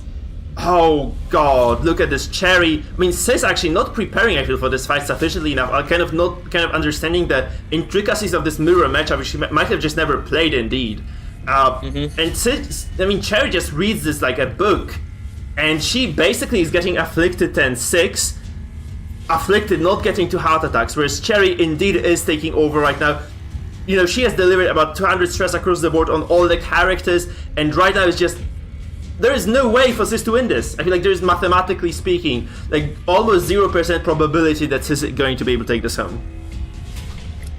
Yeah, just like such a dominant performance, there's just not much that can be said at this point, Oh, absolutely. I just feel like she just deserves this. She seriously made it through the groups. She made it through all the, whereas Sis was actually also able to play in the previous tournament. She's so inexperienced in the tournament setting, which should matter, right? And she's able to prevail through a lot of those very stressful matchups. Playing Mangle, probably one of the scariest things in the world. If you're playing Bush's Circus, she's able to kind of miraculously so, but still make it through the matchup. And right now she's just sitting here taking the win from Sis, taking the victory from his dying hands. And yeah, it looks like that's just it. Like, there's gonna be the dying breath. Yeah, like at this point, for the sake of Sis, we can only hope that they didn't make a dishes agreement like you mentioned at the start. Yeah, this is gonna hurt if they did, though. Oh god, a week of washing dishes for Sis. That's what... my fallen soldier. Yeah. Well, it seems that this game's practically over, and Cherry is the winner. Yeah, that's a dead MAA as well. Look at this. And the singular Houndmaster here is just not going to do anything. There's no miracle in this world that's just going to allow this man to survive. The Hound's Harry from Cherry just probably does this right now. Guys, we are on the cusp of having our first Butchers League champion, which is apparently, most likely, next turn going to be Cherry. Look at this. The Hound's Harry probably just does this. Look at this. What a beautiful moment right now. Boom. Goes for the Hound's Harry. Doesn't even get the Okay. heart attack, meaning that Not that- they're still. now able to just. What do you do? Like, you can heal. I think you don't need to bellow this either. You can just wait this out. Because you can just wait for the Soundmaster to just die on his own.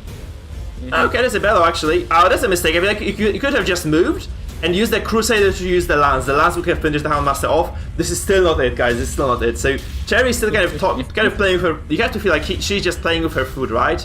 At this point It feels here. like it, yes. Because she could have just passed with the MAA, just used the Lance. This was gonna be a guaranteed kill. And yeah, she's just playing with her food. Like, maybe emotion's just taking over as well. But once again, Sis, you got to give him respect, for not going for the simple surrender, letting everybody, play it through, letting everyone see. And with that, it's all over. It's done. Can you believe this? Jerry has sealed the deal. Congratulations. People, after 6 days of games, we have cast, I feel like, 30 hours of Butcher Circus this week. We have done Feels so like much it. preparation as well. It's like this has been like a week that I've been like kind of breathing Butcher Circus all the time. And we come to this conclusion of the series where Cherry is indeed able to come out victorious. And that's just it. Guys, we are done with the tournament. Cherry is the champion of the Butchers League Season 1. We'll obviously have more tournaments like this to come. We'll probably not do it in the similar format, by the way, people, because this just doesn't make sense. I mean, playing for the week's duration is just, if you are not getting paid for this, which are not obviously getting paid, it's just kind of a huge investment, like for every single caster, for me obviously as well, because this was just such a hard week of, you have to say work for me, right? Because this was just me being the... Right, once again, thank you so much for everything that you've been able to do for us, grow this community, put on these events, and just bring everybody together, man. Absolutely, I don't know if I can express my gratitude for you. Yeah, but still, you and Sis as well, and Shuffle coming to cast those games consistently every evening. Sis, I feel like Sis has also put at least 30 hours of work into this, if not more. Right. You also just kind of being on the cast consistently, my man. You just kind of did excellent job there. So thank you so much. Thank you to everybody who did this, but especially, congratulations to Cherry, who is the winner here right now. And it's just absolutely amazing that she has been able to deliver those kills. She has been able to deliver those wins. She's been able to destroy Sis 3-1, no less, in those final series. Where I feel like Mangle was just a bigger issue for her than Sis was in the end.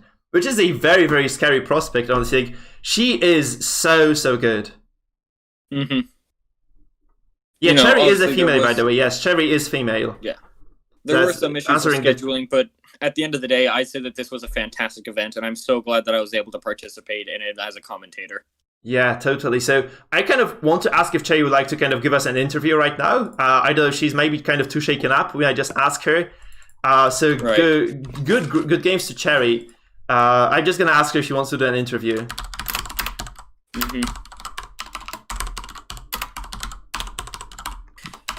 Guys, by the way, also huge thanks to all the people who have been watching, because you guys made it worth for us. Because if we had like 0 people watching us right now, we would have made absolutely zero sense to kind of be casting to an empty audience.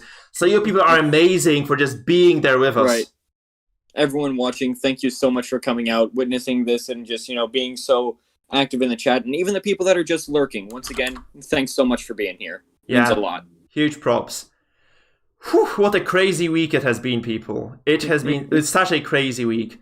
I can't believe this is over like this, on this day as well, because we had like so many complications coming into this. I'm kind of glad we were able to get, those matches to resolve. Also, huge props to Adelbart, guys, who agreed to play for us today, who put up like 4 excellent games on the table. And yeah, just made it super close in the end.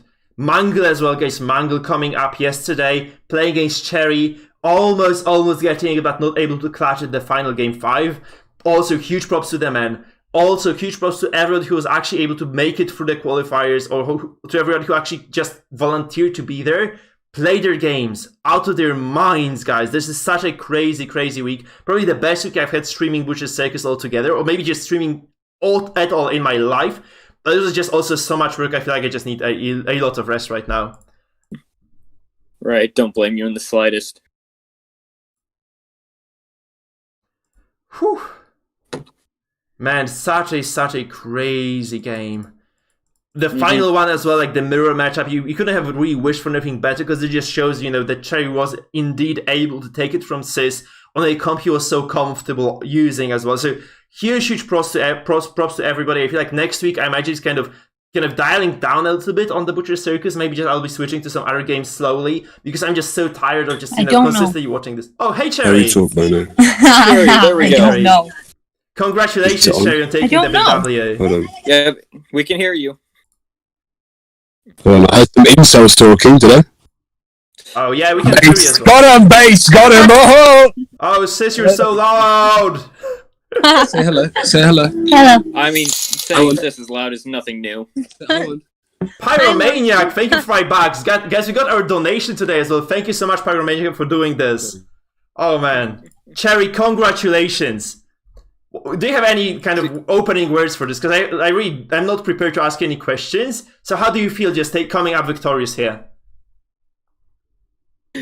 Unfortunately, it looks like she already left the call. Oh man. She just simply wanted to drop by, say hello and everything. Hello, no, Likely she's here, she's here, so Oh no, she's here, she's here. Want to talk to us. Hello. Cherry, you there? She is here. Say hello. Can I hear? Hello. Hey, Cherry. Confusing.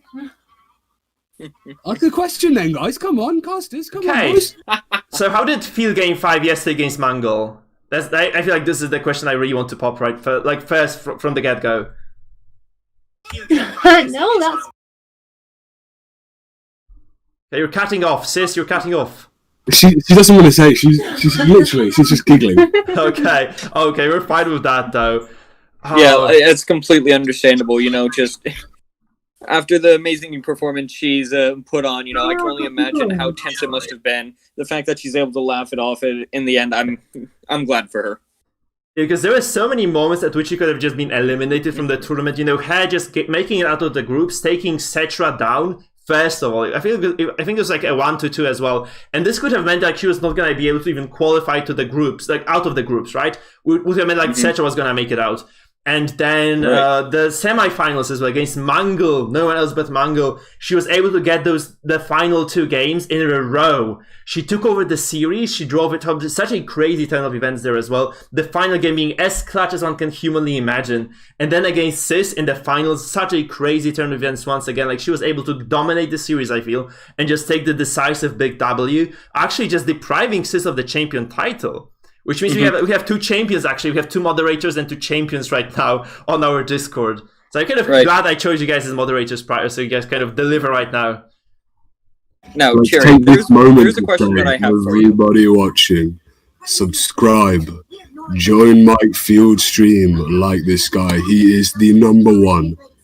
He is the Elon Musk of Darkest Dungeon, this guy. Throw your money at him because he's too humble to ask for it. But he lives in the third world, okay? He needs all of your support. Anyway, so Cherry, I do have a question for you. So in the group stages, after you lost to CEST, though you knew that you were advancing, did you have sort of like that thought that you might have to face him again in the finals, or did that thought never really cross your mind until the time finally came? She's just smiling at me.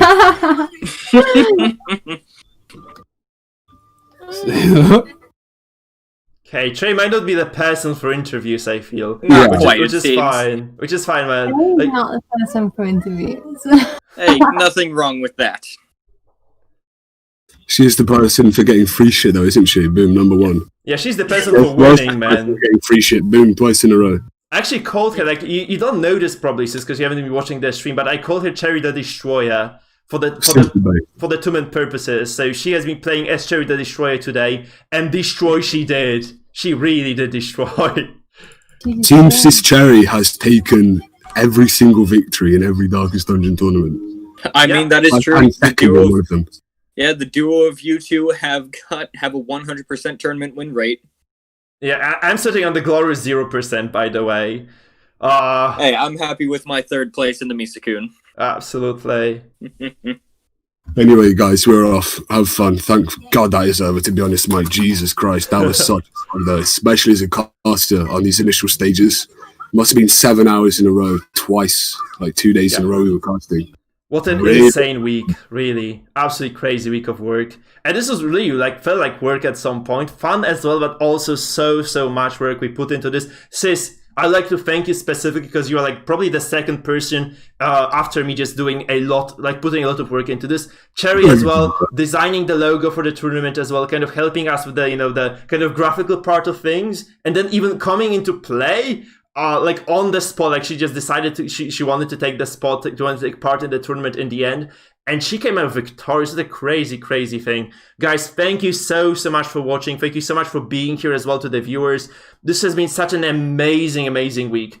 I was kind of scared for today because of all those kind of personal issues we had with SBRH, but we managed to kind of resolve this Adelbart as well, kind of coming out huge on the final day, guys. You can never undervalue how much he has done for this tournament as well. Agreeing to take this, come from the third seed in the group, take the fight against CEST, make it possible for this tournament to kind of, play out in its entirety. I'm really happy we managed to actually make this work. And yeah, this kind of, you have to feel this was a huge success altogether.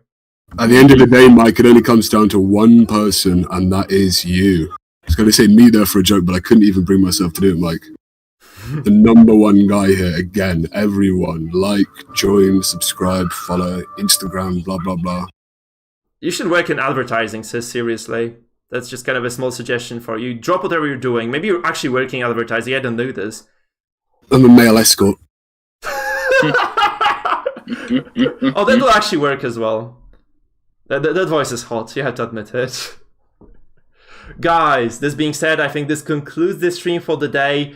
As I said, 30 hours of streaming does it for me, I think. Does it for everybody concerned.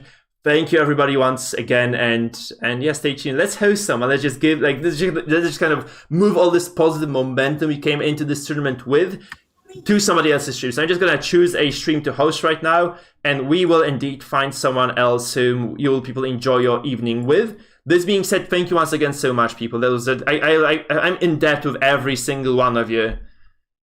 What a day. And again, thanks so much, Pyromaniac, for dropping $5 there. Really the highlight of the evening as well. So on top of everything else, such great thanks to everybody as well.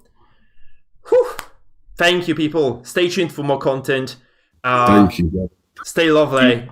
And yeah, I'm just gonna find someone worthy of the host right now. Probably not Circus because you people are not into that too much. Let me see. You could honestly just do Goliath, I guess.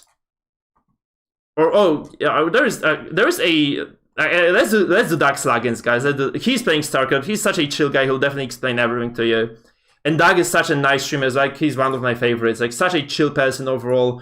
He used to play DD. He kind of pivoted. He's an MTG guy. Really worth watching. He's such a fun person to just watch him play. So guys, we might just kind of do a show match in StarCraft 2 maybe as well on stream sometime, because I actually offered this to him. He agreed to. We might just do a StarCraft 2 duel. So let's just host Dax Laggins. Because we have been hosting Goliath extremely, a decent bunch, whereas Dax Laggins hasn't really been getting that much love from us. So let's do it.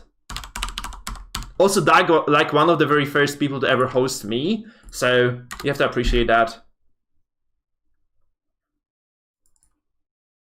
We won. Bye-bye. Bye-bye. Right. With that, everyone, take care. Take care, guys. Bye-bye.